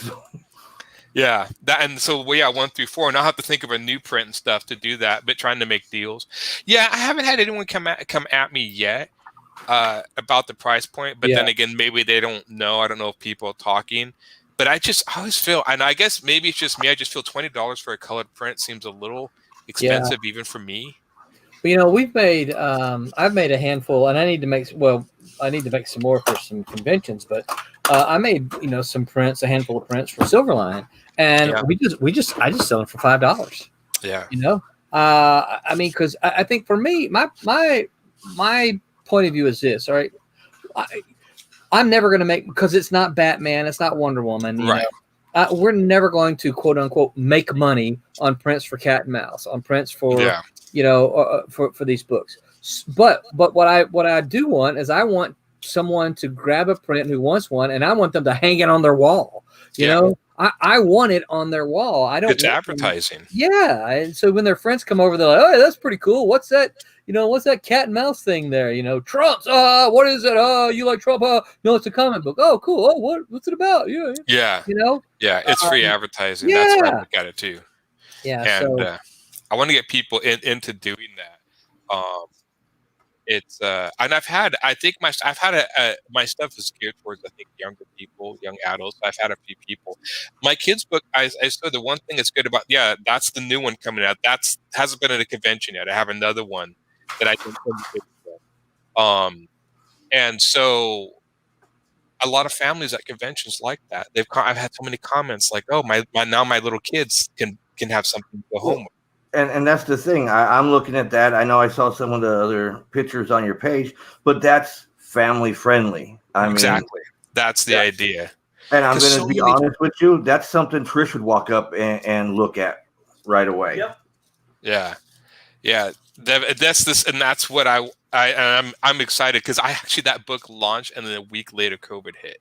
I had all these signings signed up for Barnes and Noble and stuff, and it was so I'll do another soft relaunch when COVID stops, and that's okay. It happens. But so many parents can buy stuff because I didn't. You see so many families at these conventions, and you look around and see them selling so much stuff catered to the fans that you're not seeing a lot of kind of entry points for just artists, like something they can buy for family friendly. And I've had a lot of that with the kids' book. They really like that. So I'm glad I can do something. So and doing stuff like that. That's the first one. That's the Roscoe. Yeah. And so he's an alien wildlife photographer and stuff. And so see that even looks cool enough for me to and I'm not saying that oh yeah, because it's kid, but it's one of those that man, that's interesting. I want to look at it. So I'll use Trish as an excuse to buy it, and then I'll read it before her. I had so many parents come up to me and I said, "How'd you like the book?" When they came back the next day, and they're like, "Did your kids like it?" We haven't read it to our kids yet, but we love it. So I have tons of parents really like it. So it's interesting because I'm mixing comic books, and my comic book is even geared towards a younger, early 20s, that sort of stuff. So yeah, it's kind of. I hope I'm standing out a little bit in the crowd. That's my idea. It may be a little longer push, but if you keep going, hopefully, bring it back.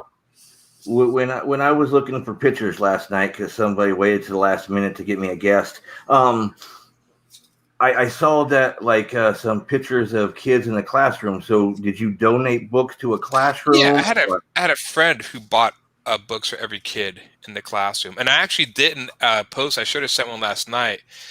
There was a kid who cosplayed as that alien wildlife character, and that was really cool to send a picture for school. He dressed up as my character, so that's really fun. And I plan on doing more kids books. I mean, I definitely have fun doing them. It's just, again, it's so hard to sell anything, even physical stuff online. People say, like, do you sell stuff? I'm like, get me back in the conventions, get me back in the signing events, and I will sell stuff. That people to people is where that's the bread and butter. Yeah. Online, it's people still buy it, but it's just people's attention span. I mean, they see it on Facebook or something, and that's cool, and then they scroll too much down, and then you've forgotten what you just saw. Right. And so it's nothing to do with the product per se. It's just really hard to stand out in a Facebook feed or Instagram feed or whatever. Yeah. Well, yeah. Go ahead, Roland. No, I was going to say, and online it gets tough because, it seems like everybody, especially now with COVID and DC shutting down like they did and everything, it seems like so many people jumped to crowdfunding. And so a lot of people jumped on with them. They're like, hey, this big name creator is crowdfunding. Here's my money. And my frustration with all that, I think, hey, you have plenty of room, but my frustration with that is like, okay, look, they finished crowdfunding 3 years ago. Where's your book? Yeah. They're not delivering books. And I'm like, well, stop. And what happens is those people who supported the big name crowdfunder are therefore burned on crowdfunding, and they're not going to look at someone like us who we've delivered every single one of our Kickstarters on time, and it's like, well, it's sad to say that one of our selling points is that the book is done. That shouldn't even have to be a selling point, but it is. Yes. And I want to tell you, how much I back a lot of Kickstarters. Yes. That's what I love about you and another company, because the books have already done. So once it's over, I'm going to say within a few weeks, couple weeks to a month, I'll have my books. Yeah. Yeah, they'll be in. The other thing too, and I was telling my friend, and like I think one of the other strange barriers to selling online is most of the time you advertise on social media, Instagram, Facebook. They get people to actually want to like click on the link, go to a place, sign into your store, give the credit card, buy the stuff. So many people find that annoying and don't want to be bothered. If you could figure out a way to like advertise on Facebook and literally have a buy now button and buy it, and somebody buys it right there, I'd say you'd make a ton more sales. Because man, when you see like, okay, how do I get to it? And I'm amazed at how many people I see will like post like my new book coming, new book, go buy it, and then there's no link to buy it. Like, where do I go? Yeah. They do that a lot. Yeah. So we've been toying around. We've been looking at when I say we, I mean BJ. Yeah. She's been looking around to see if we can't set up a Facebook store for this very reason, to say, hey, we can't get people to go over here and do this, or click on, we tell them, hey, look, all of our books are available on Indie Planet, and I will say that while we're doing the Kickstarter, we tend to find that we get a few more orders than when we're not doing a Kickstarter. Like when we're not doing a Kickstarter, unless someone's just really pushing it, here's my book, we just don't get much of orders. So what we're gonna what we're hoping to try to do is see if we can't get this Facebook store to work for us, but we don't know how that works yet. So yeah, I'm not sure how that, but I would think if anything, the easier you can make it for somebody to one click buy your stuff, the more, because in comics, I mean, an impulse buy. I mean, every time you go to stores, like people go like, where do they make most of the money at stores? And like stuff by the sales checkout. That stuff they make tons of money on because people just buy magazines and whatnot. Yeah. Because they're standing up there to buy the thing that they went to get, and as they're standing at the counter, they're going, "Oh, look, I'll take one of these too." Yeah, exactly. See, I'm at the store a lot, and I don't actually see people do that anymore. I don't know. Maybe it's because of the self-checkout. Do you think it's because of self-checking out? It might be, but even I think it's because the price of things at the register area has gone way up. Yeah, and I only say that because like the little Archie Digest. They always had them by the register. Yeah. Well, and we used to be one of those. Oh, look, there's a new one. Let's throw it down. $2.99, $3.99. I did that here. What, about a year and a half ago? Look, they got a new one. Let's throw it down. $10.99. I'm like, holy crap! I ain't doing that again. You know. And then if you start looking at the prices of like the magazines, they ain't cheap anymore. No, this is the cost of printing has gone. I think that's almost why, and I don't know why maybe graphic novels work better than floppies. Most people still say they sell more graphic novels, but I mean, I think floppies are important. I do.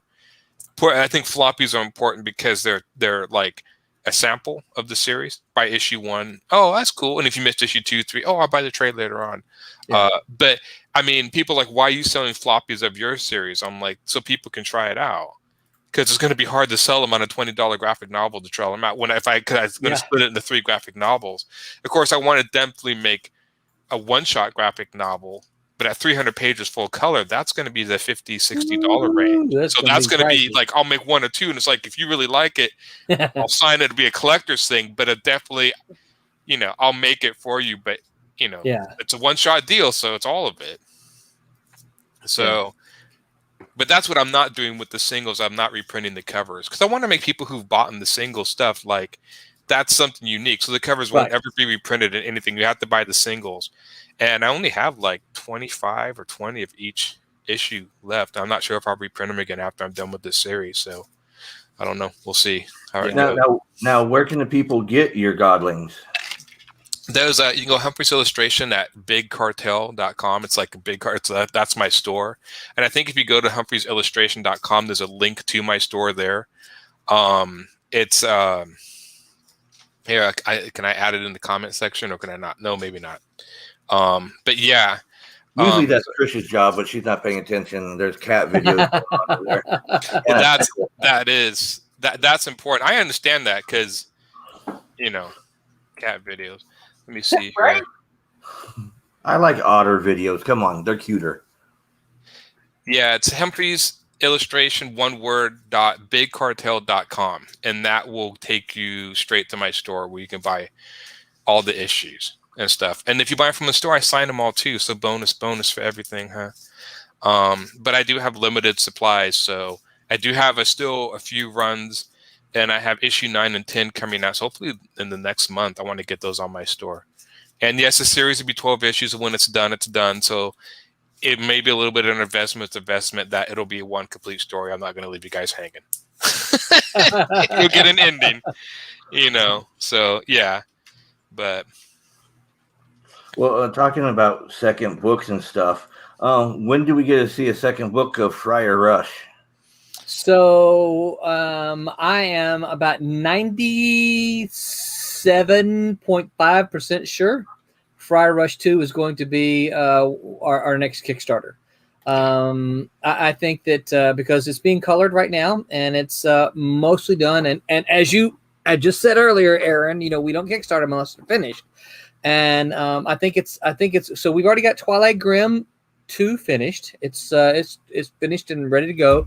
So I think our next Kickstarter here in March is going to be Twilight Grim 2 and Friar Rush 2. That'll be awesome. Okay. Yeah, we did Twilight Grim with the last one too, wasn't that with the Friar Rush? No, Friar Rush was done with Bloodline. Bloodline, that's right. Yeah. I remember that. So like I said, Twilight Grim is ready. And Friar Rush is so close. So I can't see any reason why it's not finished by the end of this month. And so I've already started building out the Kickstarter as if it's going to be those 2 books. So that's awesome.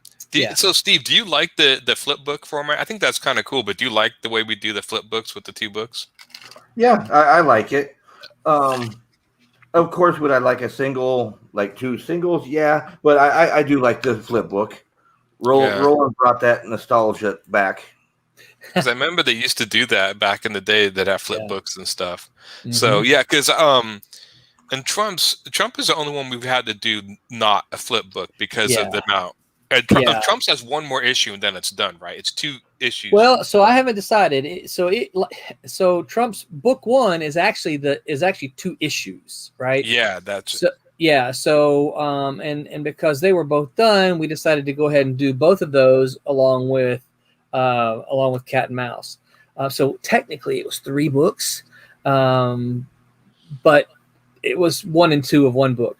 So I don't know if we're going to do it the same way next time, or if we'll just call it Trump's issue 3 and with something else. I don't know. We'll probably do that because I'm not sure Thomas Hedgeland will be anxious to do another 44 pages before we kickstart. Yeah. So we'll see. Yeah. Because that's and it's definitely worth the artwork. I really did. Man, there was a lot. Like I was reading the story, and I had to go back and like, okay, it was a cool story, but it was like it was more political, and I liked it. I liked Trump's a lot when I read it. Well, good, thank you. Well, yeah. But before you say it's more political, but it's not modern. It's not modern U.S. Yeah. No. It's like Game of Thrones with these sort of kingdoms of plotting against each other. That sort of political, which I thought was cool. I didn't expect that. I thought, okay, this is kind of cool. Yeah. That sort of political stuff. Yeah. I have to, because of the title, I have to kind of point that out. But yeah, I always say it's kind of got sci-fi political intrigue. And then the next one, we should be Team Beetle close. Well, Team Beetle, and then what was the other one with Team Beetle? Switchblade Remix. Switchblade. Mm-hmm. Yeah, that's right. So that should be, and that's a flip book too. That should be coming. Yeah. So that one should be coming soon, right, Roland? Yes, that one's at the printer. Went to the printer on Monday, so generally a couple of weeks. I talked to Tommy. It's funny because I have a kind of a gentleman's bet with Martin from Cosmic Times, and because our Kickstarters, his started a couple of days before mine, and then but they ended on the exact same day, and so we were talking about that, and I said I bet I ship before you do, and he says, "Oh, really?" I said, yes. He said, "Do you care to wager?" I said, "Well, I'm not really a betting kind of guy." And he goes, "Well, let's just make it a gentleman's agreement." I'm like, "All right, well how about a burger?" I said, "What we'll do is whoever ships last, right?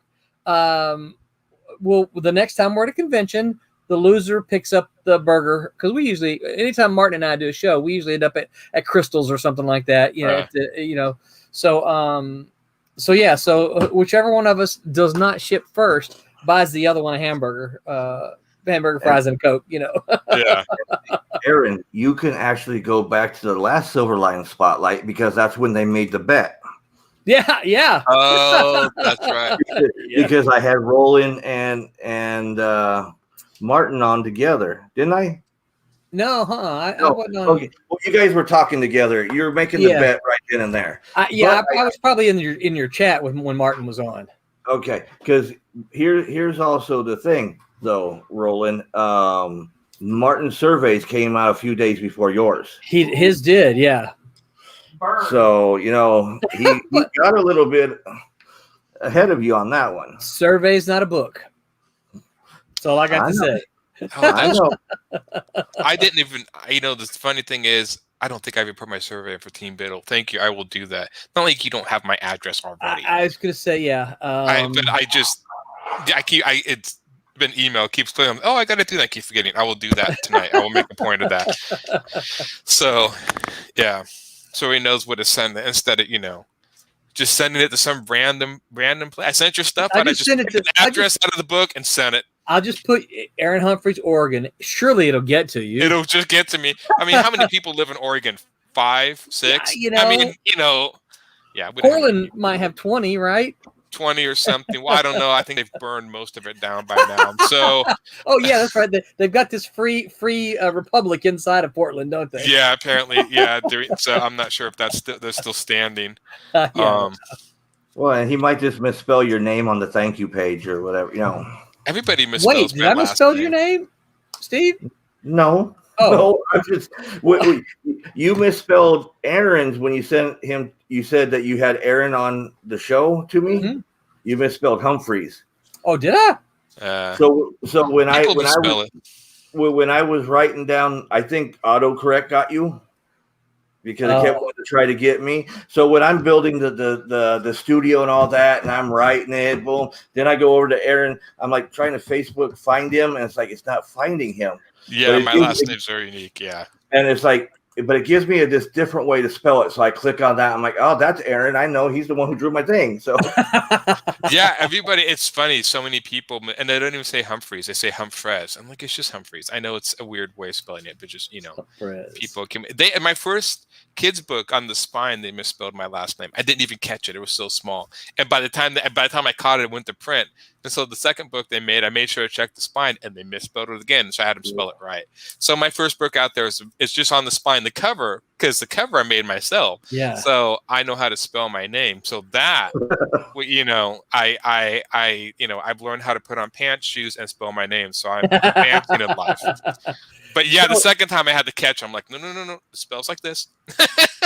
So but Steve, don't you love when you get other people telling you how to pronounce or spell your own name? Your own name. It's like I know how to do it. Yeah, they know how to do it better than you. I was like, I've only had it for 45 years. I've been saying it wrong the whole time. Yeah, I know. I'm so bad, and I just don't see why it's so. But it throws me Humphres. I'm like, no, just Humphreys. A lot of times I'll just like Humphres. I'm like, yeah, that's me. Whatever. Sometimes I just don't care anymore. I've told people, I'm like, if I ever commit a crime, they'll never find me. Because they'll just never be able to match my last name. Well, it's one of those when you get those sales calls. May I speak to Mr. Halesley? No, no Halesley here. Bye. Yeah. It's like it's Halsey. I mean, it's actually a famous name. Even a singer took my name. So it's like, and she knows how to say it right. Oh, my friend Summer, her last name's Fontenot, and everyone says Fontenot. Now, of course, you're Louisiana, like Roland knows, like the Fontenot's like 6-7 pages in the phone book. I mean, they're everywhere. Yeah. Up here, nobody'd ever heard of him. And so she's like, yeah, no one has ever pronounced my name right. And her first name's Summer, spelled season, summer. Can't count how many people said Sumner. I'm like, seriously, dude? Seriously? Okay. I mean, this is a common name. This, for a season. Right. And they've had people mispronounce their first name. Every time I just kind of pat her on the back, I'm like, well, welcome to the human race. Well, Roland knows our daughter's name is Kelsey. Mm-hmm. Everybody goes around calling her Chelsea. It's like, how do you get Chelsea from Kelsey? I mean, it's close, but not that close. Right. Has anyone ever messed up your name, Roland? I can't see how. Take it. Yes, somebody has. Somebody has. You would think, but the most common mispronunciation of my name is Roland. People say Roland, and I'm like, it's Roland Rams of Poland. Yeah. But I had a professor one time who refused to say man. Right? He called me Mon, Roland Mon. I'm like, no, it's not Mon, it's man. Man. Was he arguing the fact that there was no E at the end of it, so it should be Mon instead of man? No, he was arguing that it was Thomas Mann, was the famous writer Thomas Mann, and therefore you must be Roland Mann. And I'm like, no, Mann, I'm Roland Mann. Sure. Yeah. It's like, what the heck, dude? It's like my name. Yeah. I used to irritate teachers all the time. It doesn't seem like that'd be my thing to do, but I was so I didn't torture my teacher. Okay, so maybe I did a little bit. So I had this teacher that's basically said he hated like the girly pinups of girls, like all the girl art and stuff. So when we turned in our final project, we had to put a PDF of all the artwork we'd done in a PDF, and so every other page I put a picture of the comic book hot girl talking about like, hey baby, you're hot. And so when he showed this in class, he's like, seriously? I'm like, you said you like this. And so he didn't. He complained all the time about it. So I'm like, you like this stuff. So I just thought, look, I'm just trying to give you what you want, man. The class enjoyed it. I think he was a little irritated, but it's good for him. Helps him grow. Oh, and, yeah. He still gave me an A out of the class. But yeah, don't give me, like, don't say, I did the same thing with Wonder Woman. I put Wonder Woman in my PDF one year, just all over the place, just because, I'm bored. I mean, if you give me time to goof around, yeah, it's going to come your way. And he still gave me an A. So I didn't do anything too bad. Yeah. I used to do that with my employer. I remember I made this board game. It was like a picture of a board game for like this art. And they were like, it was for college, and it's supposed to be like in the pitch, like the people go on the board game. It's like how you go through life. Well, in one corner, I put like little blood stain in the chalk outline of somebody like murder. And my employer's looking, oh, this looks good. He's like, what's with the chalk outline? I'm like, that's the bad neighborhood. And he's like, very funny. And I could click it off. And it was on a layer, so I could just click it off.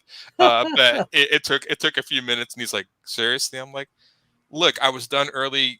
I was waiting for you to review it. You give me time to be bored. You're going to get stuff like this. Sorry, dude. Now, Steve, did you ever remember? Did I ever tell you the story of hooking up with Aaron again and Fire Rush and that whole story? No, I was actually going to ask how you guys got together. Yeah, so the story on like two sides of the continent.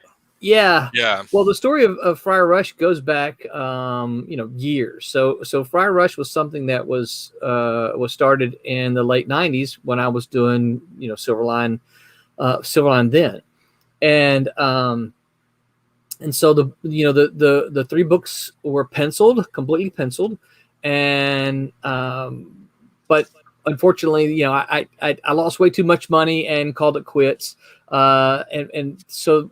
Friar Rush is just one of the books. I mean, we've got another one we're working on that was completely penciled in the 90s that will hopefully be the next Kickstarter.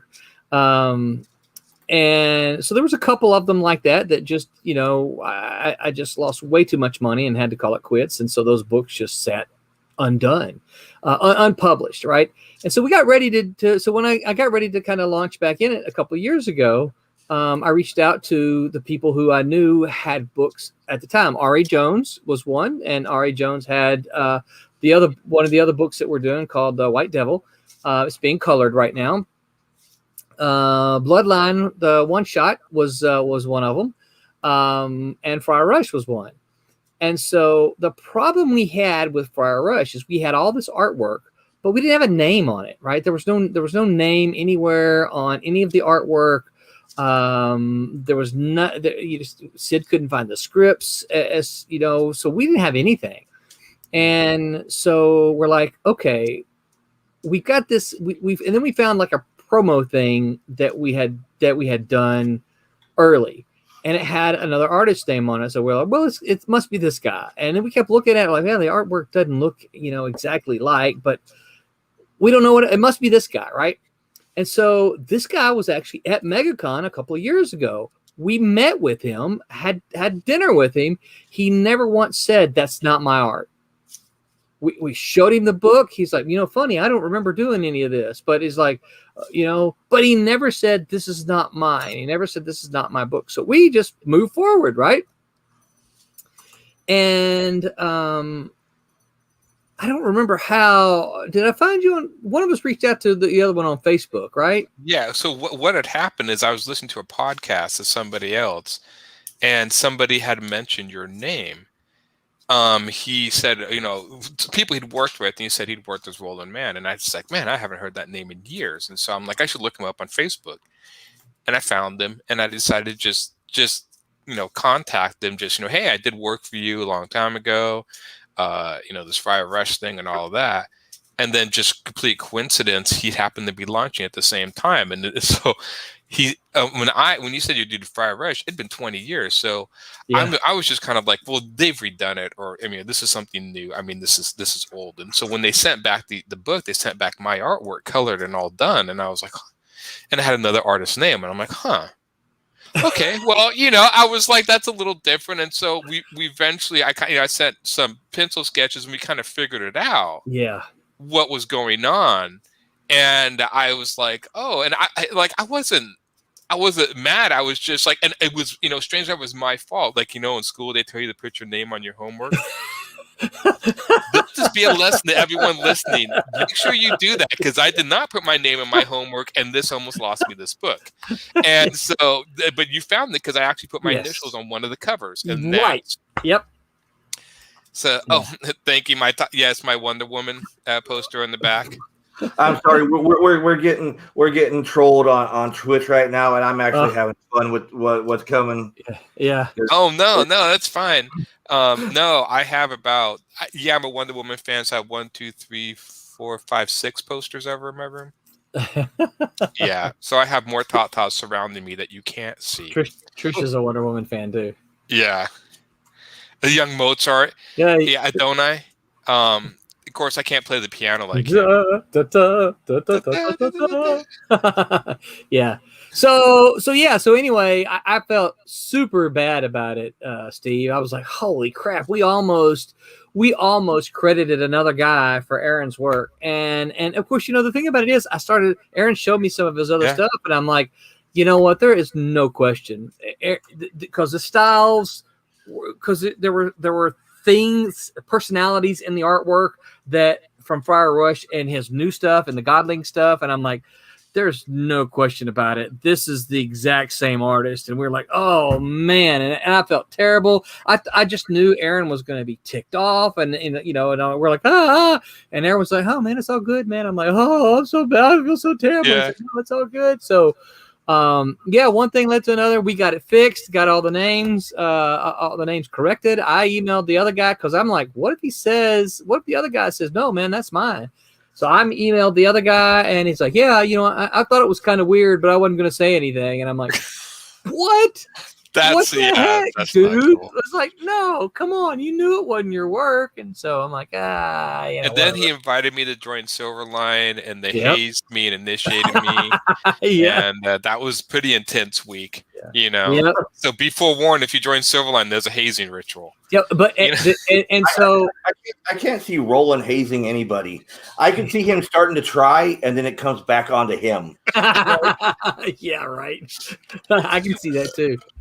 So it's really a little bit too early to kind of announce it yet, but I'll give you kind of the sneak here, because you're my favorite.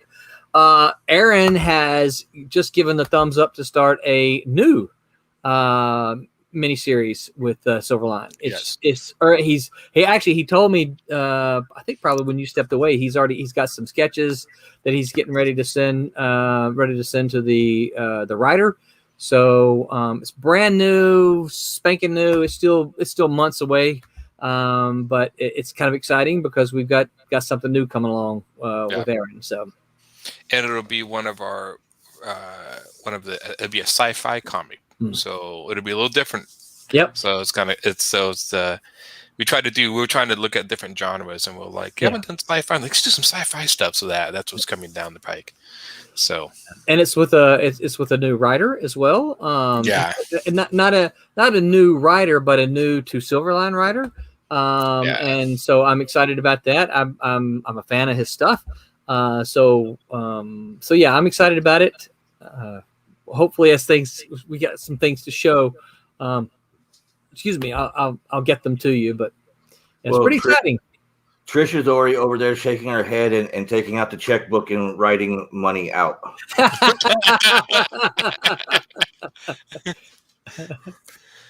Great, you committed me to the book. Trish already knows, and Roland knows how many I back. I don't even know how many. I'm going to be honest with you, Aaron. I just go, okay, boom, boom, boom. I tell her, yeah, I back something. Or if I forget, she sees something come out, checking out. Did you back another Kickstarter? Oh yeah, I did. Way back when. Yeah. I'm actually starting to do that back in Kickstarters, and I get books in the mail. I'm like, oh, do you remember doing this? I was going through all my old comics I've read. There is still a comic I got. I still do not remember backing it, but yet it's in my room sitting here, so I've read it. So I don't know how I got it. I'm like, okay, I don't know. Yeah.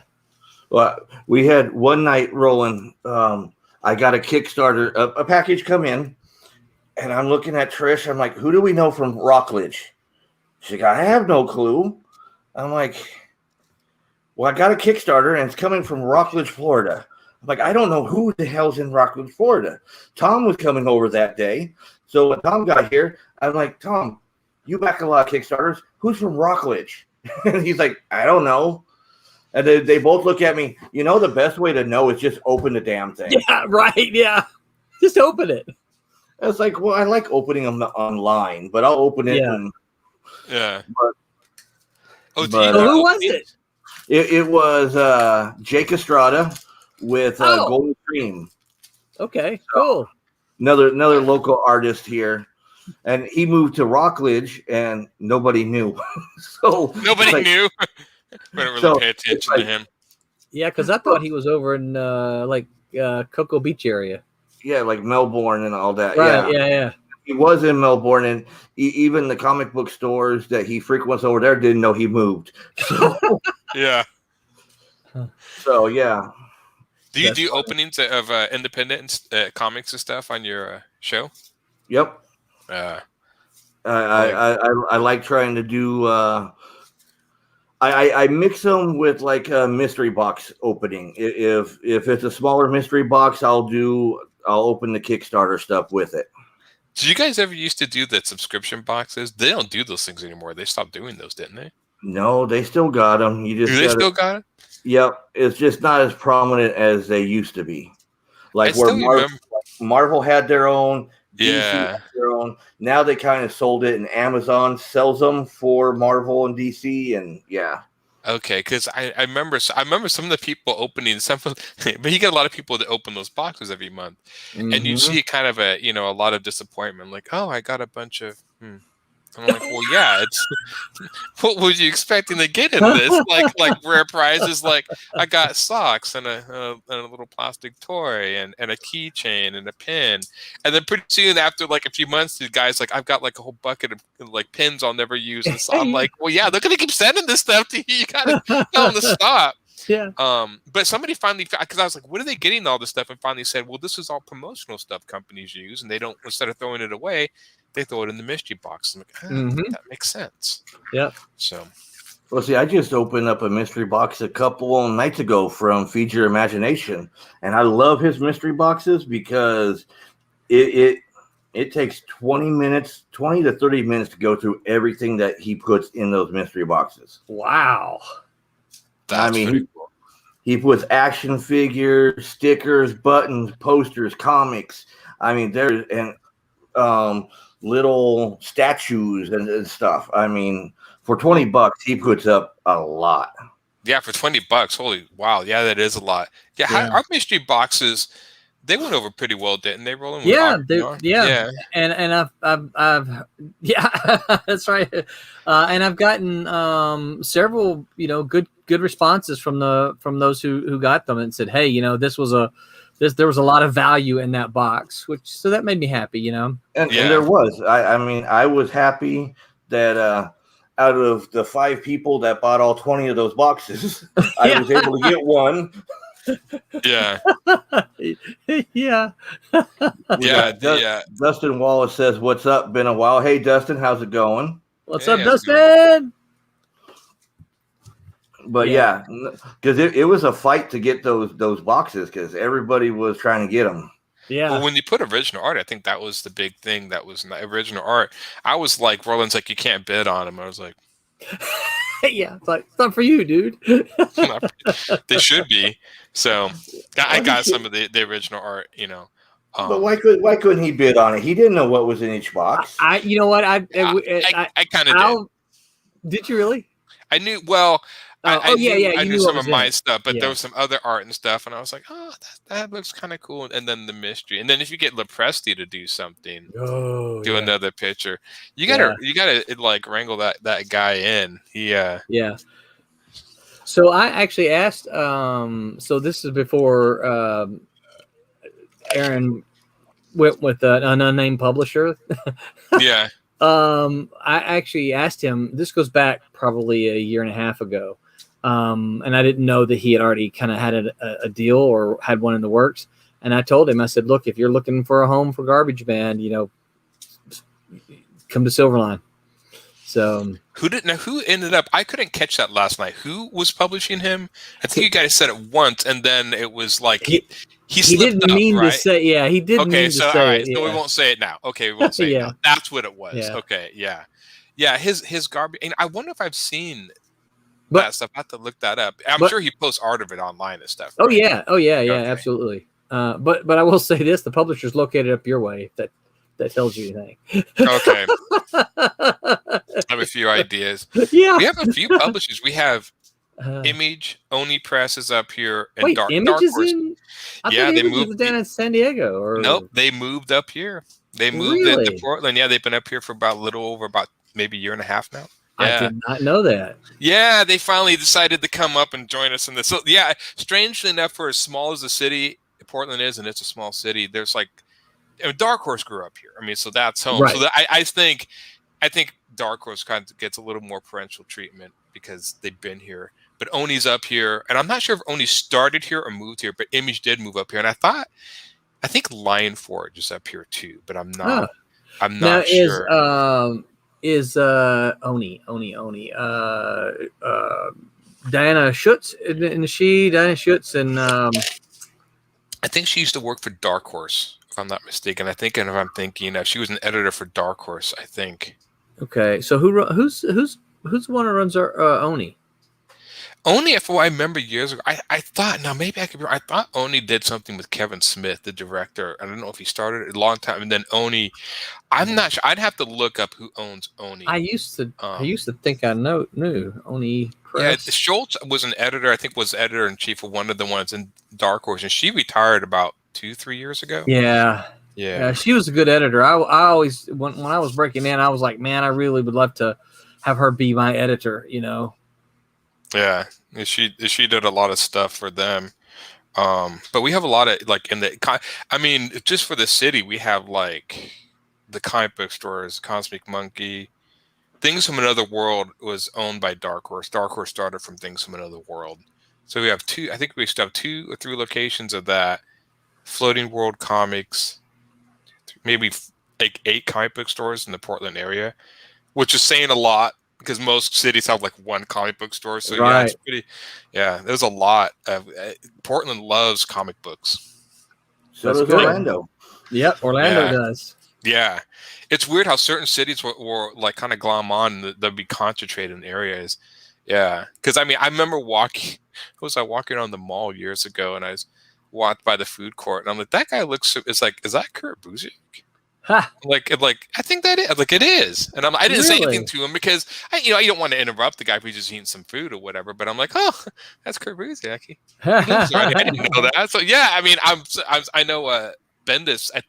I think Bendis still lives around here, but I'm not sure. But Brian Michael Bendis, I've seen wander around comic shops like 2 or 3 times. So he's up your way too, huh? Yeah, I'll see him like at Cosmic Monkey, which is one of my favorite comic shops. I'll see Bendis walking around every once in a while. I never say anything. I always feel weird saying it to him. The guy's just there to look for comic books too. It's always feel weird trying to say anything. But he used to, and I think he still teaches at Portland State University. I'm not sure. He used to teach a class up there. Bendis did, and I'm not sure if he's there on. Mike Mignola was up here for a long time. I think Mike Mignola eventually moved away. I don't think he lives in Portland anymore. I think he moved on.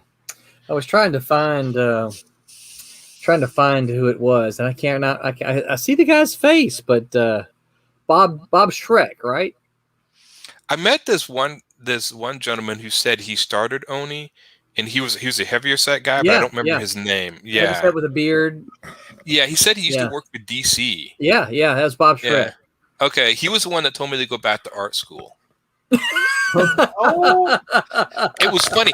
Did I ever tell you that? So I saw Jim Valentino, and like literally, I brought this. I'll have to show you my Dead Luck, which is like it's a cowboy. So you might like this, Roland. Kind of a Halloween horror cowboy, but it's written like a kid's book, but it's like for adults. It's just an experiment I did, and I finished the book.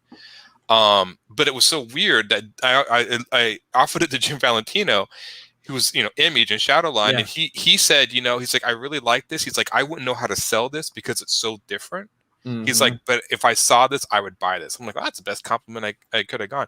Then I went to the other gentleman you talked about, and he told me to go back to drawing school. So in the span of like 30 minutes, I had a guy like, I would totally buy your stuff. I would love to do it. The other guy's like, go back. And I walked out of there going like, you know what?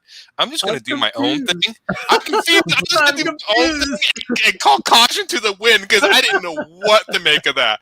That was the weirdest thing. You know, the thing about it is, and here's the thing about comics, is that there's so much, and this is the tough thing about being a creator, right? Is that there's so much. You can be a good artist and a good writer, but still have a bad pitch.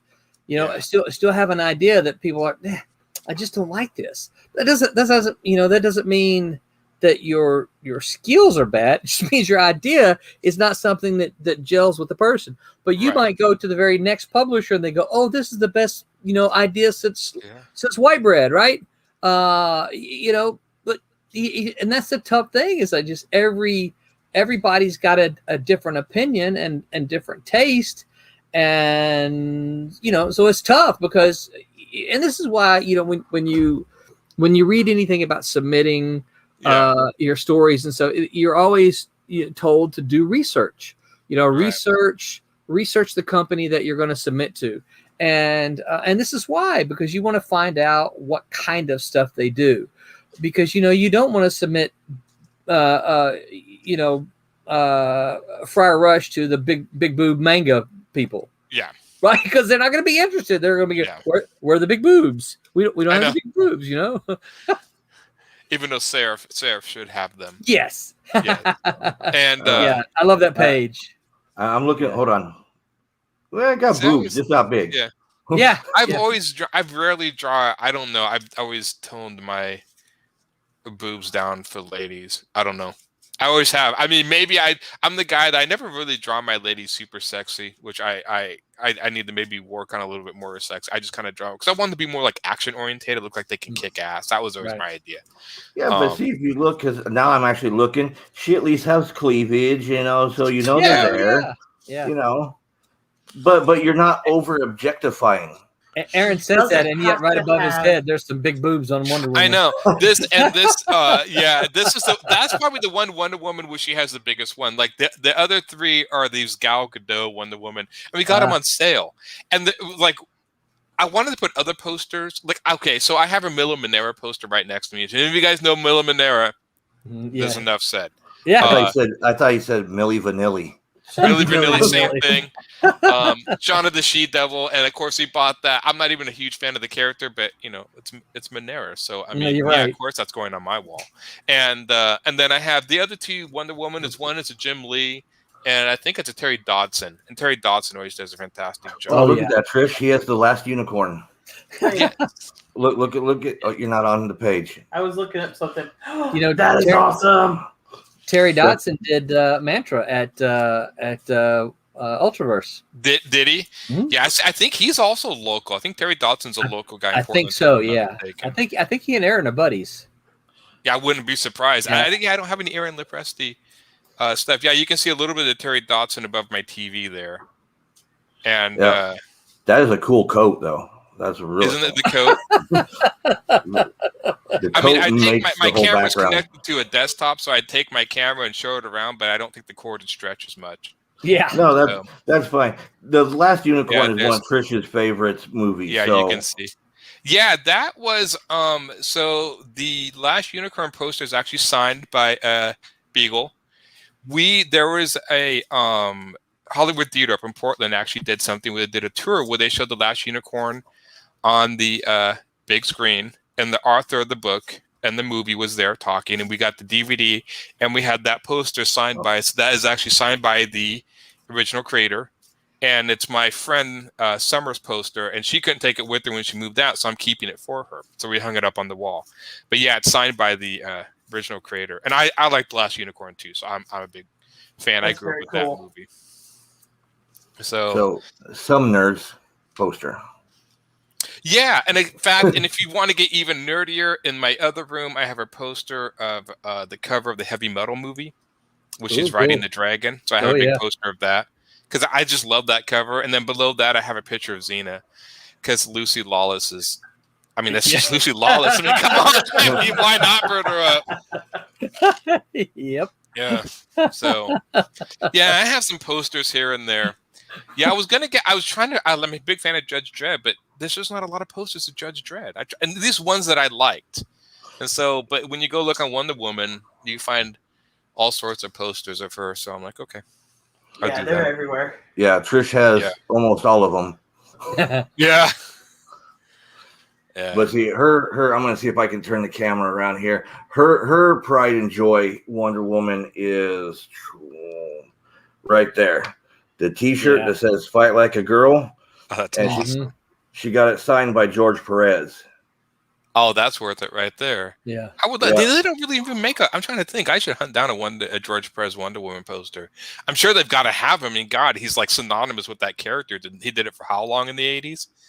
Oh yeah, that's awesome. Well, if you even look on the movie, they credit him for ideas on the movie too. Yep. Oh yeah. I mean, how can you not? I mean, I think he single-handedly kind of rewrote her history a little bit in the 80s. I think a lot of the modern stuff that she's known for, I think, was written by Perez in the 80s. I think he kind of rewrote a lot of her stuff. Well, Perez saved DC. I mean, he rewrote the whole DC universe back then. Yeah. And just to find, I don't have anything signed by anyone. I do have my other one. I do have a Hot Toys Wonder Woman, so I have some figures of her. I have all sorts of stuff, and I have a few. I have a few T-shirts. My friend keeps. How many T-shirts of her do you have? And I'm like, oh, I don't know. When ones I can find, I guess I get T-shirts of everything. So I'm like, whatever. Tonight, I think I'm wearing my Silverline shirt. Woohoo! I saw that kissing ass. Okay. Yeah, definitely. Well, I can do the same thing because I got a cool autograph, and it's like right over there on that Punisher. That's right. Oh yeah, that's right. There's a cool autograph on there, man. So it's funny. Even I remember when I wrote that, I was like, "Oh, we could do like a sketch of just a character," and I can't not put backgrounds, a little bit of background. It's hard for me to draw characters floating in space. I'm like, I got to give them some sort of land. They can't just be standing in nowhere. So like, yeah, it's hard for me to like not do that. So I'll do something. Well, see, I appreciate that because it's one of those whenever I like ask for one. A drawing and whatnot. Mm-hmm. It's like, what am I going to get? Am I just going to get a head sketch? Am I going to get full? Or you never know what you're going to get. Well, I used to do these Star Wars pictures. I think you may have seen them on my website. And we had a white elephant party at the studio I worked for a few years ago. And I didn't know. I'm bad at white elephant gifts, $10. And so just for fun, I'm like, well, I'm going to draw Star Wars pictures because I think they're fun. And so like the first time they were a huge hit because I'd actually buy these. So what I actually spent money on was the frames. I'd buy these two. I think they weren't even 11 by 17. They were smaller frames, and you could buy a 2-pack for like $12. So I'm like, okay, so that's my white elephant. It got to the point that I kept doing these that people would know my gifts because I've wrapped them so they would hunt them down. And I gave the originals away. I still have the copies of them and stuff, but I gave the originals. People like, you give your original art away? I'm like, not all the time, but sometimes. Yeah. So, but yeah, I like and the funny thing is I like Star Wars. I'm not the biggest Star Wars fan, but I like drawing Star Wars. Go figure. I don't know. What'd you say? That's funny. Yeah, but see, with Star Wars, there's just so much that you can work with. Yeah. It's not defined like with Punisher. You got a set amount of what you can do. Star Wars, you literally have galaxies that you can come up with. Drawing all the stuff. Yeah, my favorite sci-fi franchises growing up was the Terminator, Predator, Aliens. Those are my favorite ones. I liked Star Wars, but that's what I was, like people ask me, like, do you remember seeing Star Wars first time? No, but I can tell you the first time I saw Terminator 2, and I can tell you the first time I saw Predator. I remember those very, very well. And so yeah, just different genres of sci-fi, but those are that's more my speed. And so I've drawn a few Predator pictures here and there too. So talking about Predator, do you like how they've been running the franchise? No. I think that I like Predator 1 and 2. The Alien versus Predator movie was not great, but it actually stuck relatively little close to the original story. Because I remember when the Dark Horse comic came out, the 4-issue run, we still loved that story, me and my friend. And so it wasn't the greatest, but it stuck a little bit. Like, I love the way they designed the Predators in the Alien versus Predator movie with the silver, and I thought that was cool. Did not like the Predator, the new one. Predators has grown on me because, again, I love the designs, but there's a few things with that movie. I always thought what they should have done was done historical stuff. Because in the second one, when he threw him the gun at the end, it was just the gun from like the Old West or what, I can't remember. And I think I actually read that they were planning on doing that. They were actually planning after that. I read somewhere that they were looking at doing Predator movies, like an Old West movie where a cowboy faces a predator. Like that would have been awesome. That was, that would have been cool. Or like World War II where they face them, because they've been hunting for years. I'm like, yeah, you could do all these really cool stories. And I think they said they were hinting at that in number 2, and then the franchise, then something happened, it didn't go forward. So that would be what I would like to do. And the comics have actually done that. I think the comics have done a World War II one and stuff like that nature, where they're hunting during the war and stuff. Now that Disney has the franchise, I don't know. We'll see. Yeah. They made an Alien TV show, and I'm like, you do not need to make an Aliens TV show. You just don't need. Stop. No. And the one thing they take it, well, the thing that irritates me. Okay, so I'm going to go on a little rant. So what irritates me about the Marvel doing the Aliens, especially the Predator, is one of the other main components of the Aliens universe are the Marines, the military, and when you put the alien into, I'm sorry. When you put the aliens, dinner's ready. Dinner's ready. When you put the aliens into the Marvel universe and take out the Marines, he got half the franchise. Those Marines and aliens are like a real huge component. You can't, and every time they do that, it's like, well, we just want the aliens. Like, no, the Marines have to come with it. It's a package deal. You got to bring them in that universe. And so they're going to have the aliens. And besides, didn't we already do that in the 90s where the aliens are fighting Superman and Predator was fighting Batman? I mean, haven't we already done this? Why are they doing this again? Hey, but Predators that's okay. Predators fought Archie. Yep. Really? Yeah. Yep. Yeah. I actually heard that was kind of funny. I didn't. I was like, there were a few that made sense. The Tarzan Predator one sounded kind of cool. It was Tarzan and Predator. Some were kind of cool, but it was just like when I saw like Marvel's putting the Predator in again, I'm like, didn't we already do this? But Marvel put Conan in the Avengers, so I mean, okay, whatever. So I'm a huge Conan fan too, and so when they put Conan, I'm like, oh, I love Dark Horse's run on Conan, and then they gave it to Marvel. I'm like, oh, now I'm done with the Conan comics. I'll move on to the book. So I don't know. Sorry, that's the one thing about Marvel. I know the Marvel universe, but I'm kind of like, I don't like when they take other characters from other universes and shove them into the Marvel universe because I think it'd be cool. I'm like, no, don't do that. Do your own thing. Yeah. See, and I'm one of those, like with Aliens, I think out of that franchise, it's one of the only franchises where number 2, I believe, is better than number 1. Yeah. Because I like Aliens better than Alien. Alien is a great movie. I love the whole introduction. Sigourney Weaver. Oh my God, I was in love with her back then. Yeah. Especially running around in her underwear and all that, you know. I'm like an 8-year-old kid, like, oh my God, look. But when Aliens came out, it's like it's so much better than the first one. They just expanded and made it just such a hell of a story. Yeah, and then they went to number 3 and they killed it. Yeah, when they killed Hicks and Newt, I was like, I'm done. I'm the only one I know in the new Terminator they did kill John. I never really cared about John, so it never really bothered me. I always thought he was kind of okay. I'm kind of weird. I know John, the Connor's supposed to be the savior, but he was kind of a whiny.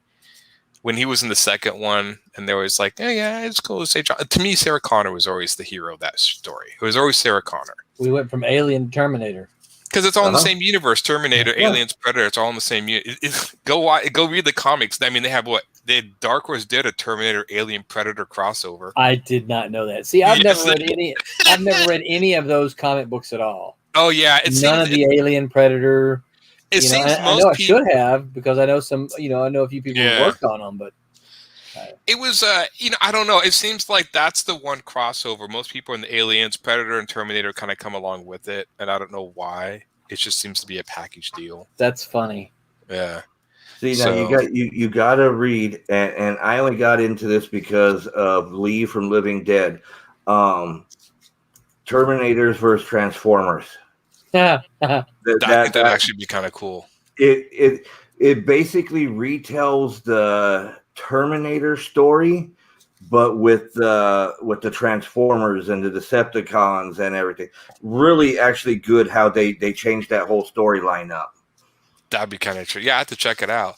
They did this really cool G.I. Joe versus Transformer comic years and years ago, and the art was really, and what they did with the Transformers is made them almost turn into like World War II type vehicles. It was really different, and I can't find it. I can't find this series to save my life. I keep trying to like hunt this down, and every time I've done a few more Transformer G.I. Joe, and I'm like, yeah, but there was this one series that was just really, really cool, and I saw it once, and then I haven't been able to find it. So I'm like, okay, whatever, that happens. Well, see, now that you said that, when I go to these conventions, I'm going to be looking because me and Roland know a whole bunch of comic book dealers that could get their hands on these. I think it was like the first iteration of when they've done that, when they did that concept. It was just, I remember just being the artwork and everything. I was like, this is really cool. And that was back in what, the late 80s, early 90s, right? I think they did this one in the late 90s. This might have been the first one. I think IDW did this when they first got the license, but don't quote me on that. I don't know. I just remember seeing it. I was like, oh, that was really cool. And I should read more. I like Transform. I think I like Transformer toys more than I like the some of the comics or whatever, but there's so many characters in that universe I can't keep track of. Well, like I said, it check that one out, the Transformers versus Terminator, because I'm not much of a Transformers comic guy. Yeah. But Lee told me that was the hot thing, and I needed to read it, and I read it, and it's like, oh crap! Now I'm hooked. Now I got to get all 4 of them. Yeah, I definitely have to check that out. It's been a while since the COVID hanging down to my. I need to go on I'm running out of comics to read. I'm one of the guys that stack up backstories of comics, and I keep buying these omnibuses that take me forever to read. So once I'm done with that, it's back down at the comic shop to buy stuff. So I'll keep a lookout for that one. I think you said it came out recently, or it's a newer. Last year. It came out last year. Last year, okay. Yeah, last year. Yeah, because it came out about the time COVID first started. Okay. Yeah. And to me, when I talk comics, I can say a couple months ago, and it's like a year ago. So I know it's like still remembering. Yeah, I'm that way. I'm like, I'll see someone say, "When did this come out?" Oh, 5 years ago. I thought I just saw this. Yeah, I just picked this up. I mean, how is this so old? Yeah, I'm way behind and stuff like that all the time. How have I not read this shit? Well, Trish is happy. This last weekend, she picked up a huge run of going back to George Perez, Wonder Woman. Oh, nice. And when I say huge run, it's like from number 2 to like, what, 50. 55. Almost. The omnibuses, the big hardback omnibuses, those are the ones I have. I have 3 of those. This is the floppy. This is the original. Oh, wow. Nice. Like number 2 through 50, like 5, I think. Good grief. And they're like, oh, we're sorry we don't have number 1. And we're like, we do. And we do. So we're totally number 1. Yeah. I bought the hardback omnibuses that covered, I think, all of Perez's run. And then I went to, I screw up his name, Phil Yames or whatever. You always screw up his name. Oh, Phil Jimenez. Yeah. Phil Jimenez, yeah. Yeah, I just got done reading his. I really liked his run. And now I'm on I think Gail Simone, I'm on her run. And then I think I'm caught up with the omnibuses. I know they've been publishing past that. Gail Simone, I think, was early 2000s or mid 2000s. So her stuff's up there. But that's where Aaron Lepresti came in. Because I started looking through that. I'm like, oh, because last night he was talking about I did this Wonder Woman run. I'm like, what run? I don't remember that. I look at Gail Simone. It's like Aaron Lepresti's all over. I'm like, oh, he did it with her. Okay, so got it. Yeah. So it all comes back to him. He's like the 6 degrees of Kevin Bacon, is 6 degrees of Aaron Lepresti. It all comes back to him. Yeah. So go figure. So I do think it's funny when I talk in the Wednesday Wham, they're like, Tim, I heard a few times. I don't think they know me. They're like, Aaron says, and like no one on the stream seems to know me. And I'm like, I'm one of you guys, you I know, dorks. yeah.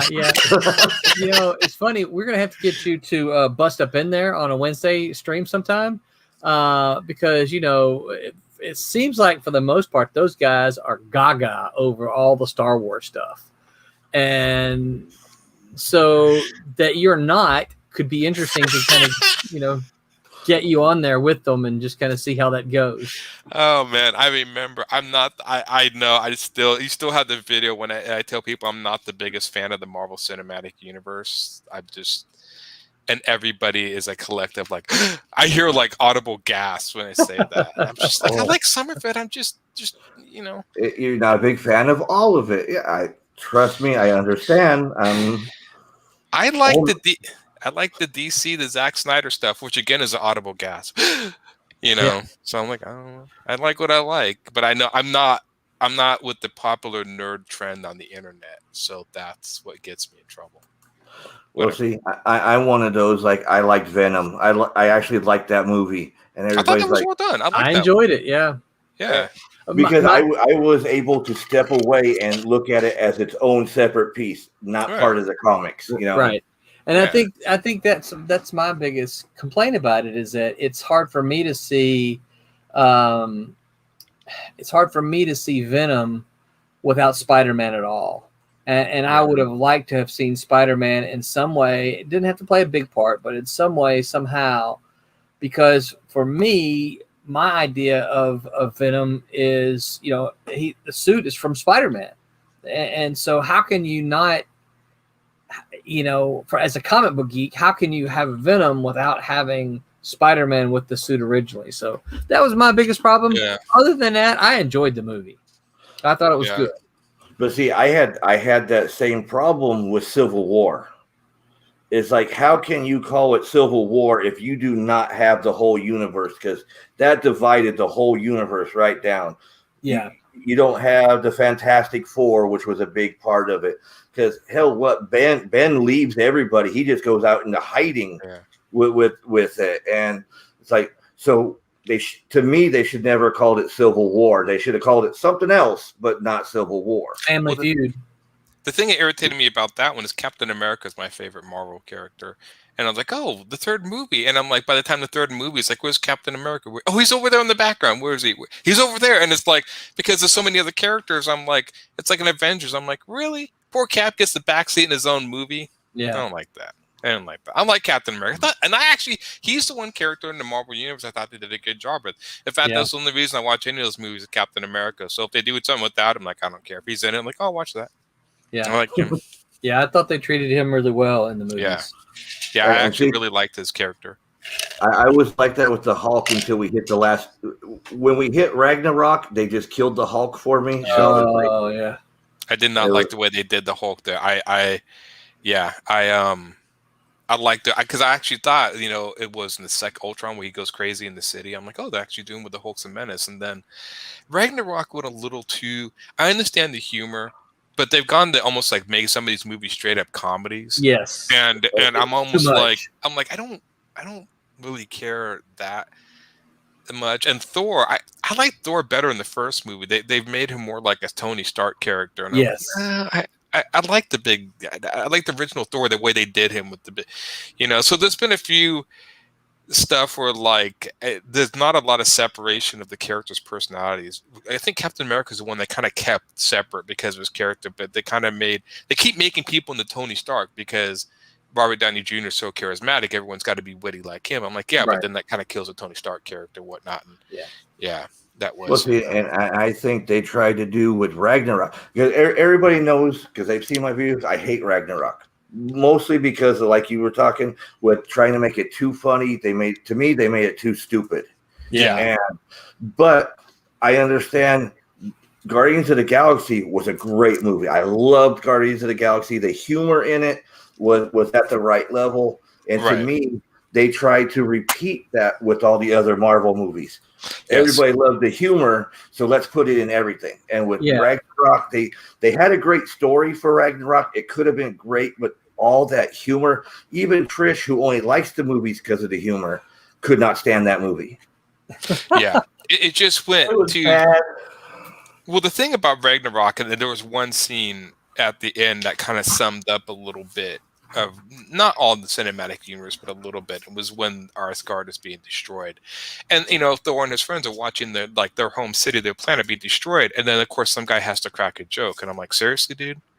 And to me, as a writer, I'm like, and this is my own personal take, if you want me to take this scene with any sort of gravity or have this mean anything, you guys got to quit cracking jokes at the time when we should be more serious. And that's kind of a little bit of a problem with the Marvel movies, is every time they try to make a serious point or make a big epic scene, somebody's got to crack a joke and they just ruin it. And I'm just like, could you just look for 5 minutes? Can you shut up just for 5 minutes? Let us kind of feel the fact that their entire home city is being destroyed. Mm-hmm. And that's the thing. It's hard for me sometimes to continuously. I kind of gave up taking anything seriously in the movie because none of the characters take anything seriously. People die or whatever. It's like, yeah, it's a big joke, and I'm like, and then I guess everything about it, it's just a big joke, I guess. Even when they did the last one with everyone, that got a little more serious. I thought they did a decent job at the end. I can't remember what's the last Marvel, was it Endgame? Endgame, yeah. Yeah, at the end of the fight, I actually thought they did a pretty good job with the movie, and I did like the way, like, Captain America, fought there. That kind of felt like it. I did not like the way they handled the Thanos character, but that's here or there. Oh yeah, no. I thought they kind of, I just liked it better when he was the crazy god. I just thought there was something cool, the fact that I'm gonna wipe out half the universe because I got to impress Death. Yeah, that exactly. it was such a cool. I was just like, this guy's nuts. And it's like, no, he's like an environmental eco warrior. I'm like, no, that's stupid. Stop doing that. Yep. Make him a nut. And I didn't understand why they changed him, because they've done stuff like that before. And Thanos is such a cool character, sort of mad god. And I didn't think what he originally was. Maybe it was like, because Disney's sometimes family friendly. Like, was it not family friendly enough? His original take on the character. I wasn't sure why they decided to change it.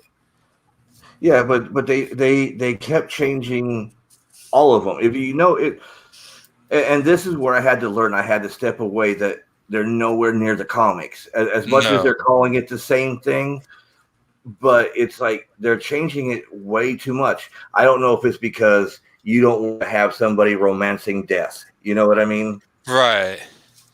Well, and I can understand why they downplayed Tony Stark's alcohol problem, which yeah. That I can understand. I kind of wish it was in there, or there was another series, because I always thought that was such a huge component of his character, because I always like superheroes and they have their own demons that they struggle with. It kind of makes them more human. And Disney writes, again, for the family. Of course, you can't have a raging alcoholic in a Disney movie. I don't see how that's going to work. So the kids like, Mommy, I want an Iron Man. I want the Drunk Man's T-shirt. You can't do that, obviously. But there was a few things. They kind of downplayed a little bit of Captain America's the fact that he was a man out of time. A little bit. They kind of touched on it a little bit, but I remember in the comics really affecting the fact, like, his whole world was gone.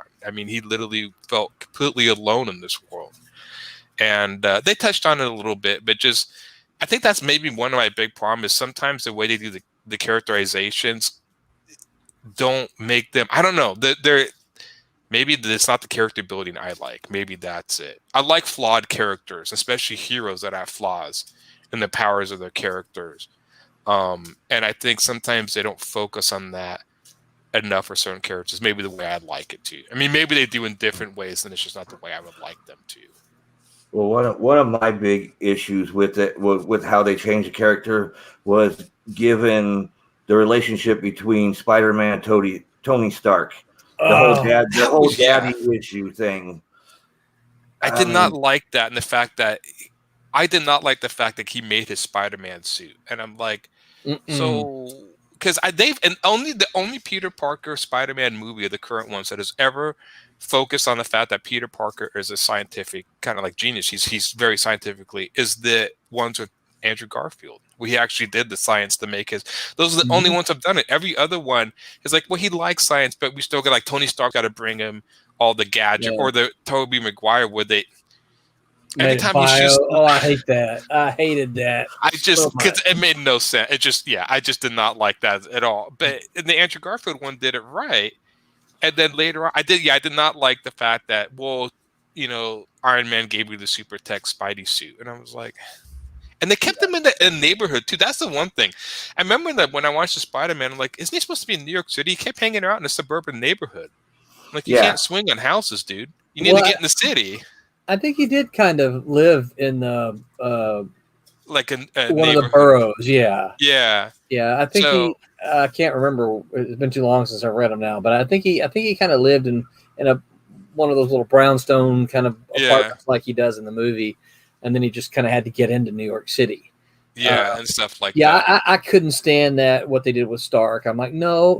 And part of the other thing I didn't like about all that is everyone knows his secret, and it's like part of what really made Peter Parker and Spider-Man work was that here was this kid who had these powers, and he couldn't tell anybody. So he had this huge secret, right? This huge secret that was kind of cool, but he couldn't tell anybody. And it's like the movie, everybody knows. Like, and it ruined his life having that secret because he couldn't have a girlfriend. And he couldn't, because at risk of anybody finding out. Yeah, they kind of, when they made it public knowledge with the Avengers and stuff. Mm-hmm. And I've never been a big fan of, like, even in the comics, and like, let's put Wolverine on the Avengers. I'm like, no, Wolverine has his own team. Yeah. We could put other people on the Avengers. And when Spider-Man goes in the Avengers, that never really sat well with me either because I like Spider-Man on Solo. The Avengers, I just kind of assume I was, Captain America, Iron Man, and Thor. And maybe I'm being a little snobbish. Every time they put Spider-Man on there, it's like, nah. I understand why Avengers is supposed to be the most popular characters in the team. But I don't know. Spider-Man never sat well with an Avenger. I always liked him more of a solo hero. That was always my favorite take on him. Yeah, because he's not really a team player because he does it his way, Right. And I always liked that better. Yeah, like I said, there's just, and I know, like I said, I like the Zack Snyder movies. I know they're dark, but I just watched one of the animated DC movies. I think it was maybe not Ragnarok. It was the Apocalypse War. Oh yeah, that's a good one. Yeah, they just holy crap! Did they slaughter everyone? I forget how dark DC can get. I mean, somebody actually was saying that about the Snyder movies, whether you like them or not, are dark. And a lot of people in this comment section are like, DC is dark, and I'm like, yeah. If you've read DC, they look happy, but a lot of their stuff can be really dark, which I actually kind of like because it's a weird And of course, the one thing about Batman versus Superman, whether you like that movie or not, people are like, well, it's so dark. And I'm like, well, of course, Batman's in it. Did you think Batman was going to be running around in the daylight? You have to have some darkness. He's the Dark Knight. So that was a hard movie to even pull off to begin with. You have two completely separate worlds. Happy-go-lucky Superman, Dark Knight. That's, even I would look and like, okay, that's two completely different tones in one movie, the mix. So yeah, I don't know. The only thing I really didn't like with that movie was, of course, the Martha scene.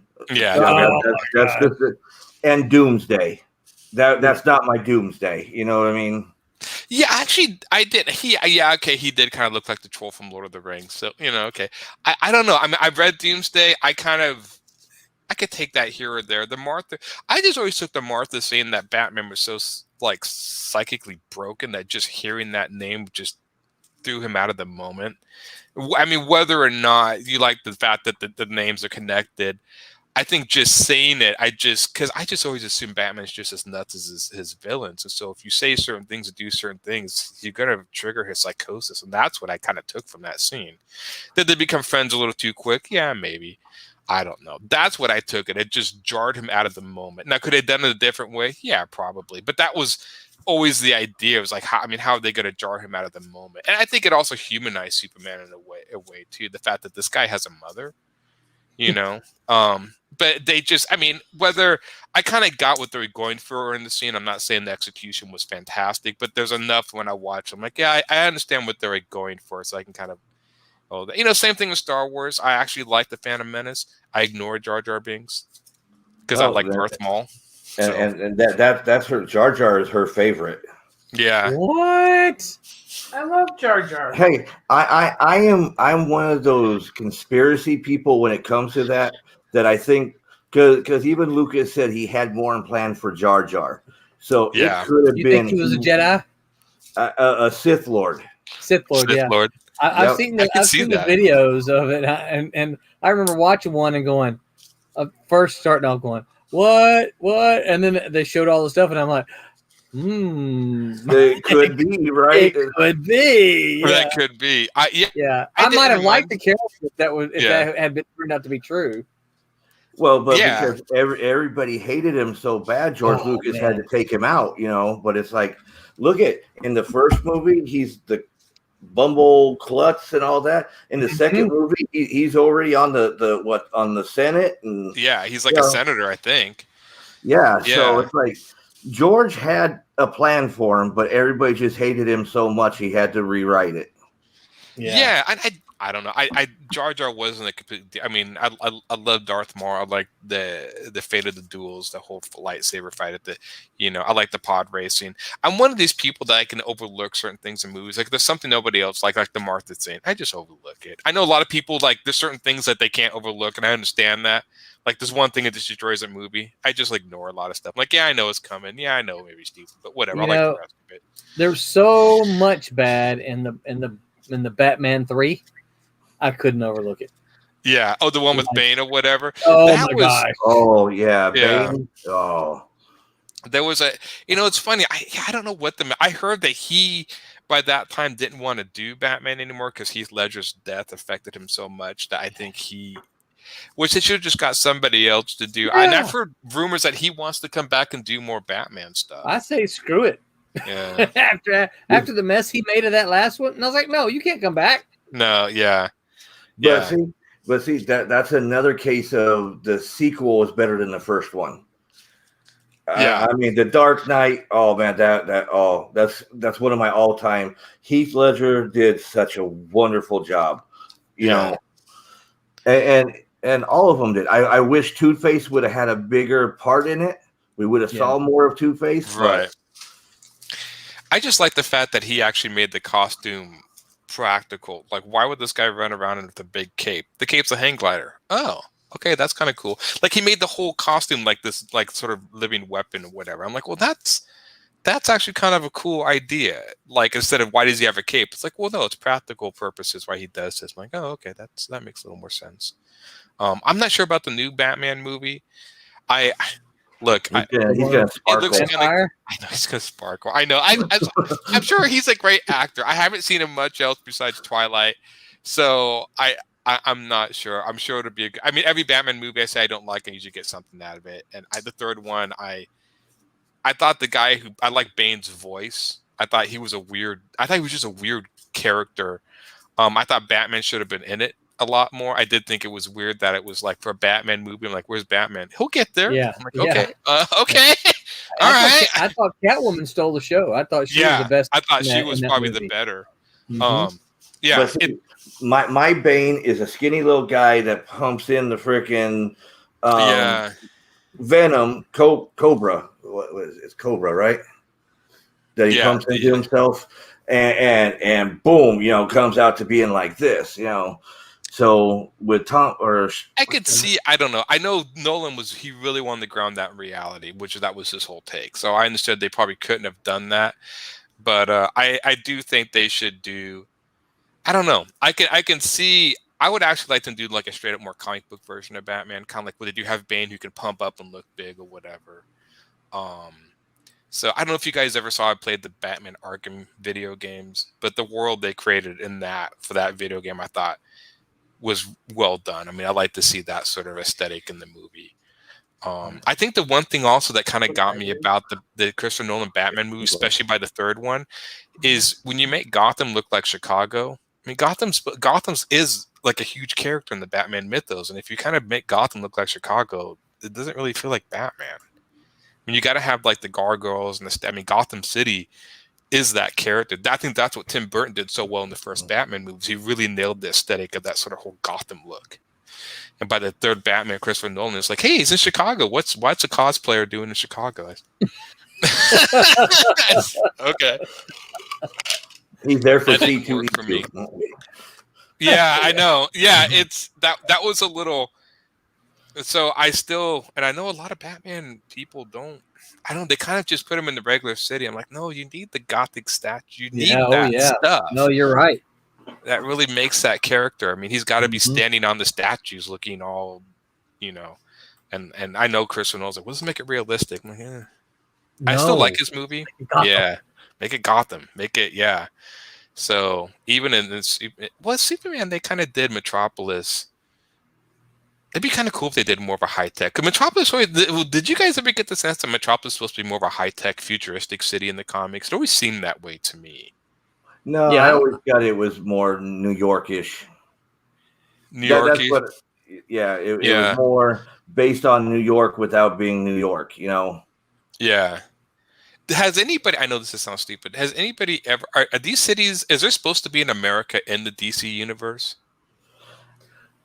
Like, do we have countries like Russia and stuff? Yeah. Because I always wondered if these especially cities. If we go with the Red Sun storyline. Russian one. Where he landed in Russia instead of the U.S.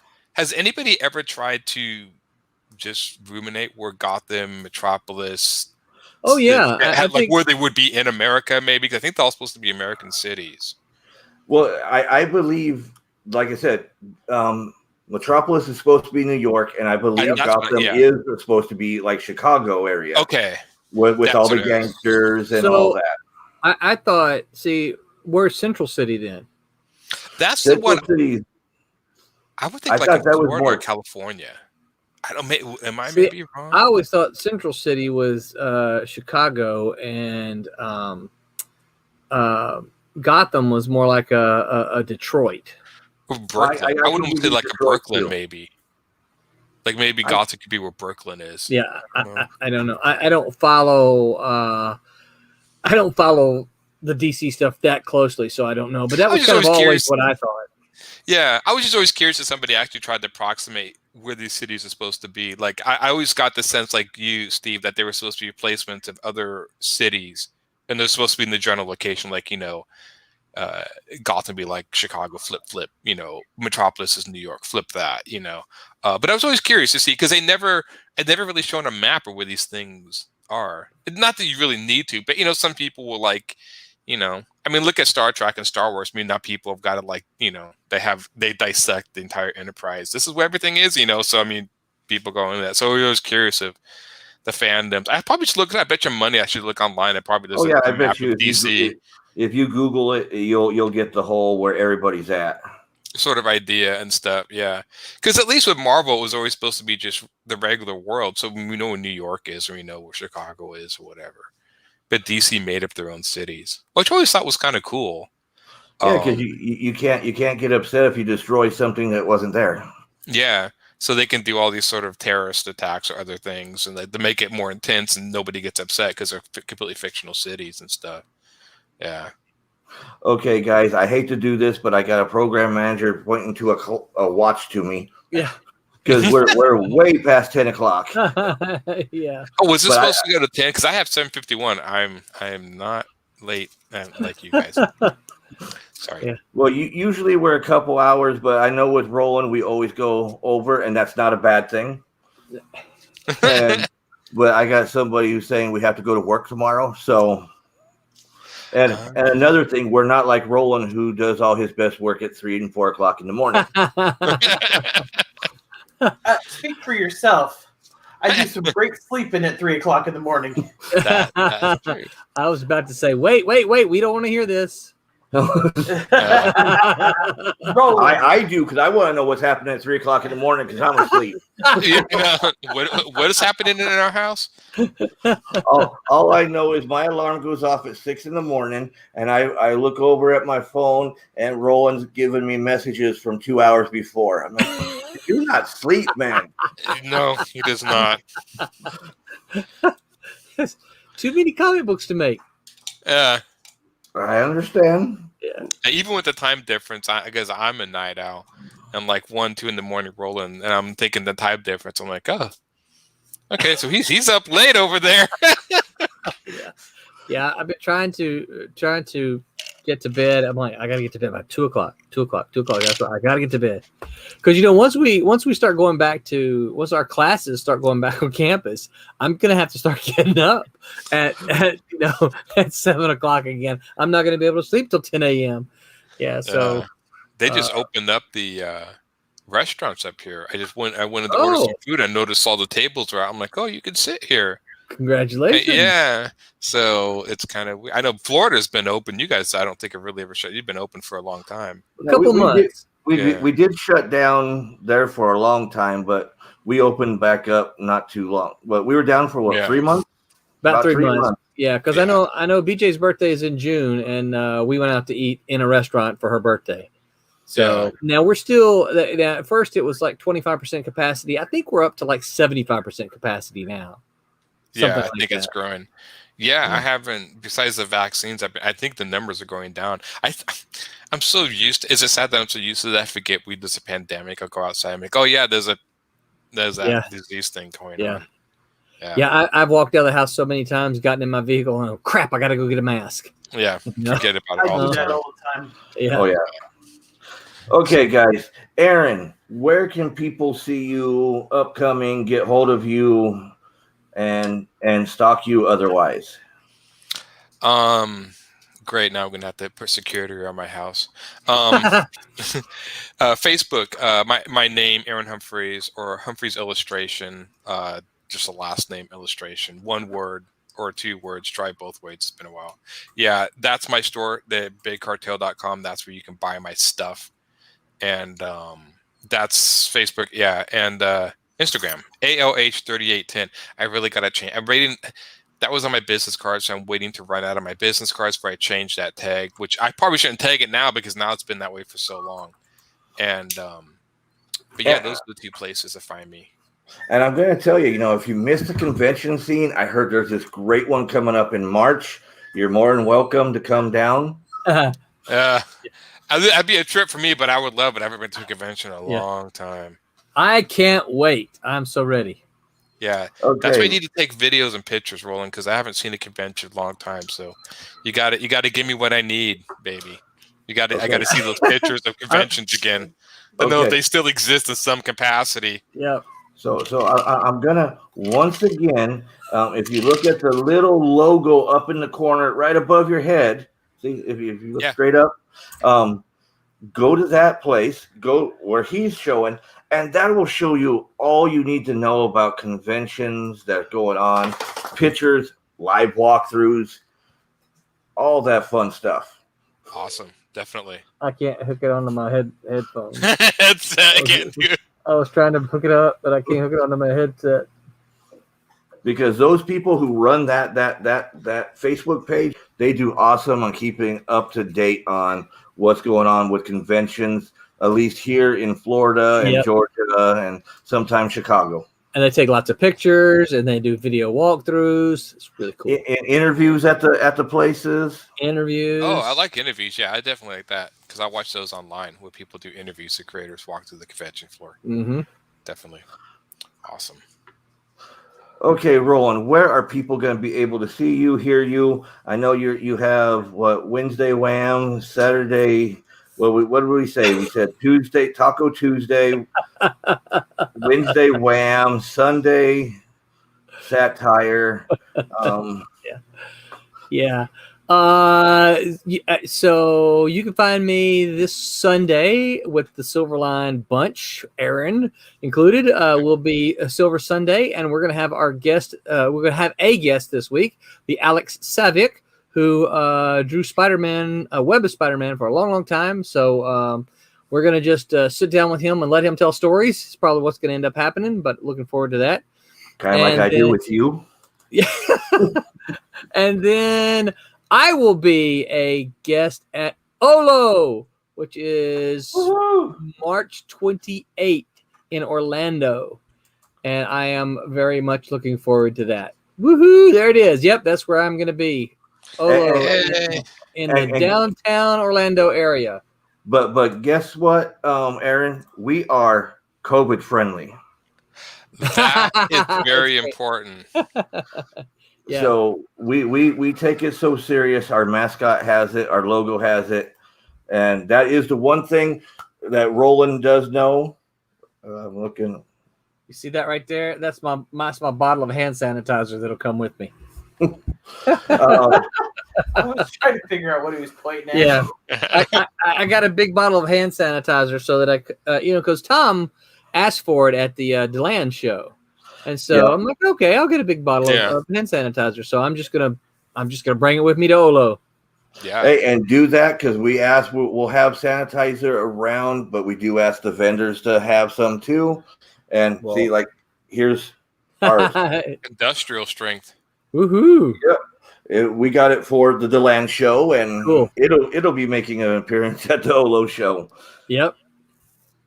But I do want to say it is very important that everybody does wear their masks at the show, social distance, everything, so we can keep having these shows. Yeah.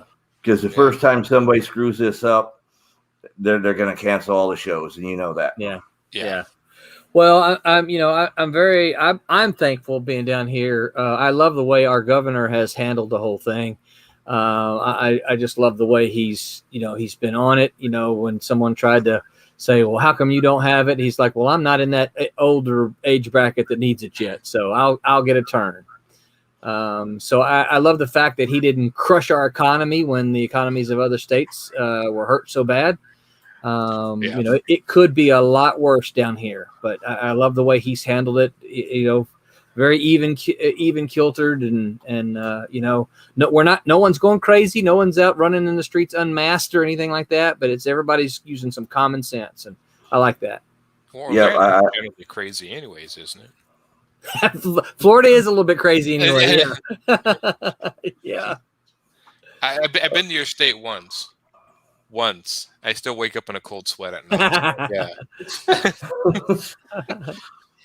Okay, guys. We on Saturday will be at Bartow, of course, for Sci-Fi Bartow, 8th year for Bartow.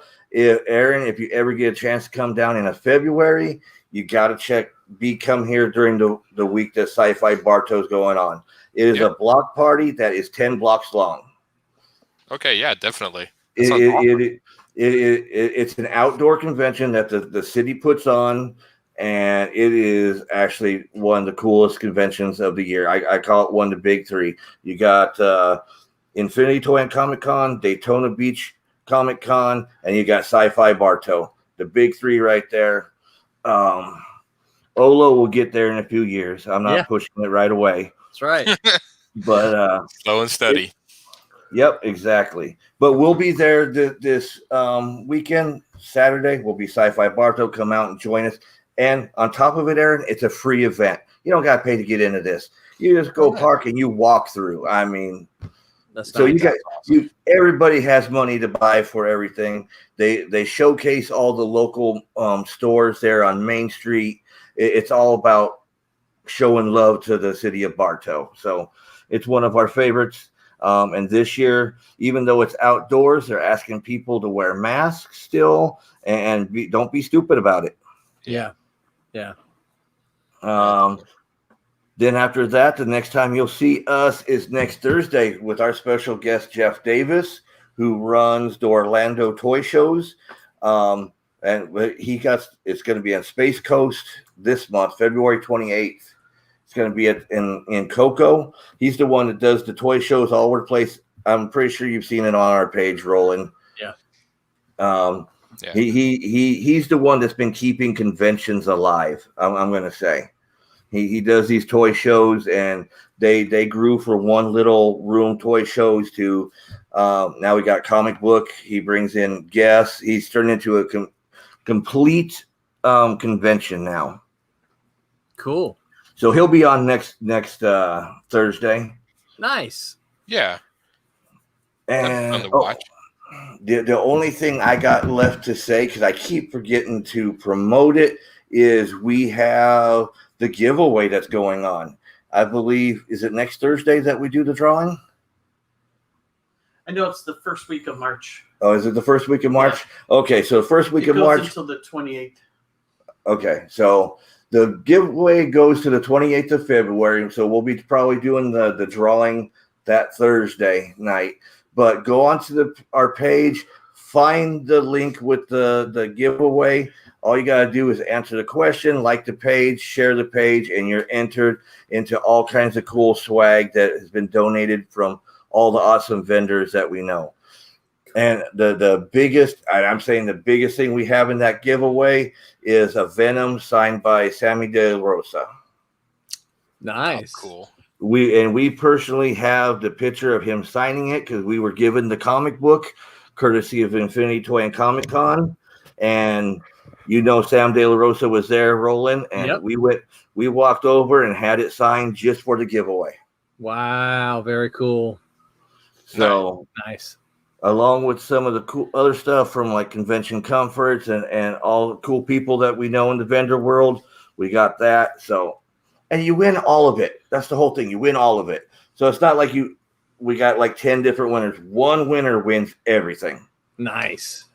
And Roland, I haven't saw your comment on there yet. It's like a jackpot, huh? Oh yeah, it's a very big jackpot. Well, and like I said, I haven't seen Roland or BJ or any of the mans across it. Well, I have been off of social media since I've got this loaner computer. Not off completely, but I have been keeping away because my computer just can't seem to run. And actually, it looks like I'm getting a little bit of lag right now. I don't know if am I coming across robotic at all? Not really. Not on my side. No. It's good. Well, it's because I've got everything else shut off. But yeah, this computer. Let's see if I can feel it. Yeah, see, if you could feel it right there. It's just so doggone hot. It runs hot. I don't know what it is, and it runs slow. I get the buffering video all the time, even when I'm like doing nothing. And Facebook does not like this computer does not like Facebook at all. I will click on it and try to scroll, and I guess Facebook's a memory hog. I don't really know, but I'll get on there and try to scroll, and it just will not let me do anything. So I just get so frustrated with it, I just shut it off. So that will be remedied very soon. Yes, it will be. Yes, hopefully this time next week. I got my fingers crossed. So I just gotta keep doing a little bit of gotta do a little bit of research. I think I mentioned, I got Thomas Formonti helping me. I got Tim TK helping me. Both are kind of computer geeks, and they're helping me pick something out. So I'm gonna try to get the best bang for my buck that I can. Okay. So on that note, Roland, Aaron, stick around after the end credits and we'll talk for a couple minutes. But on that, guys, peace out. Bye, everyone. Make mine Silverline. That's right. Make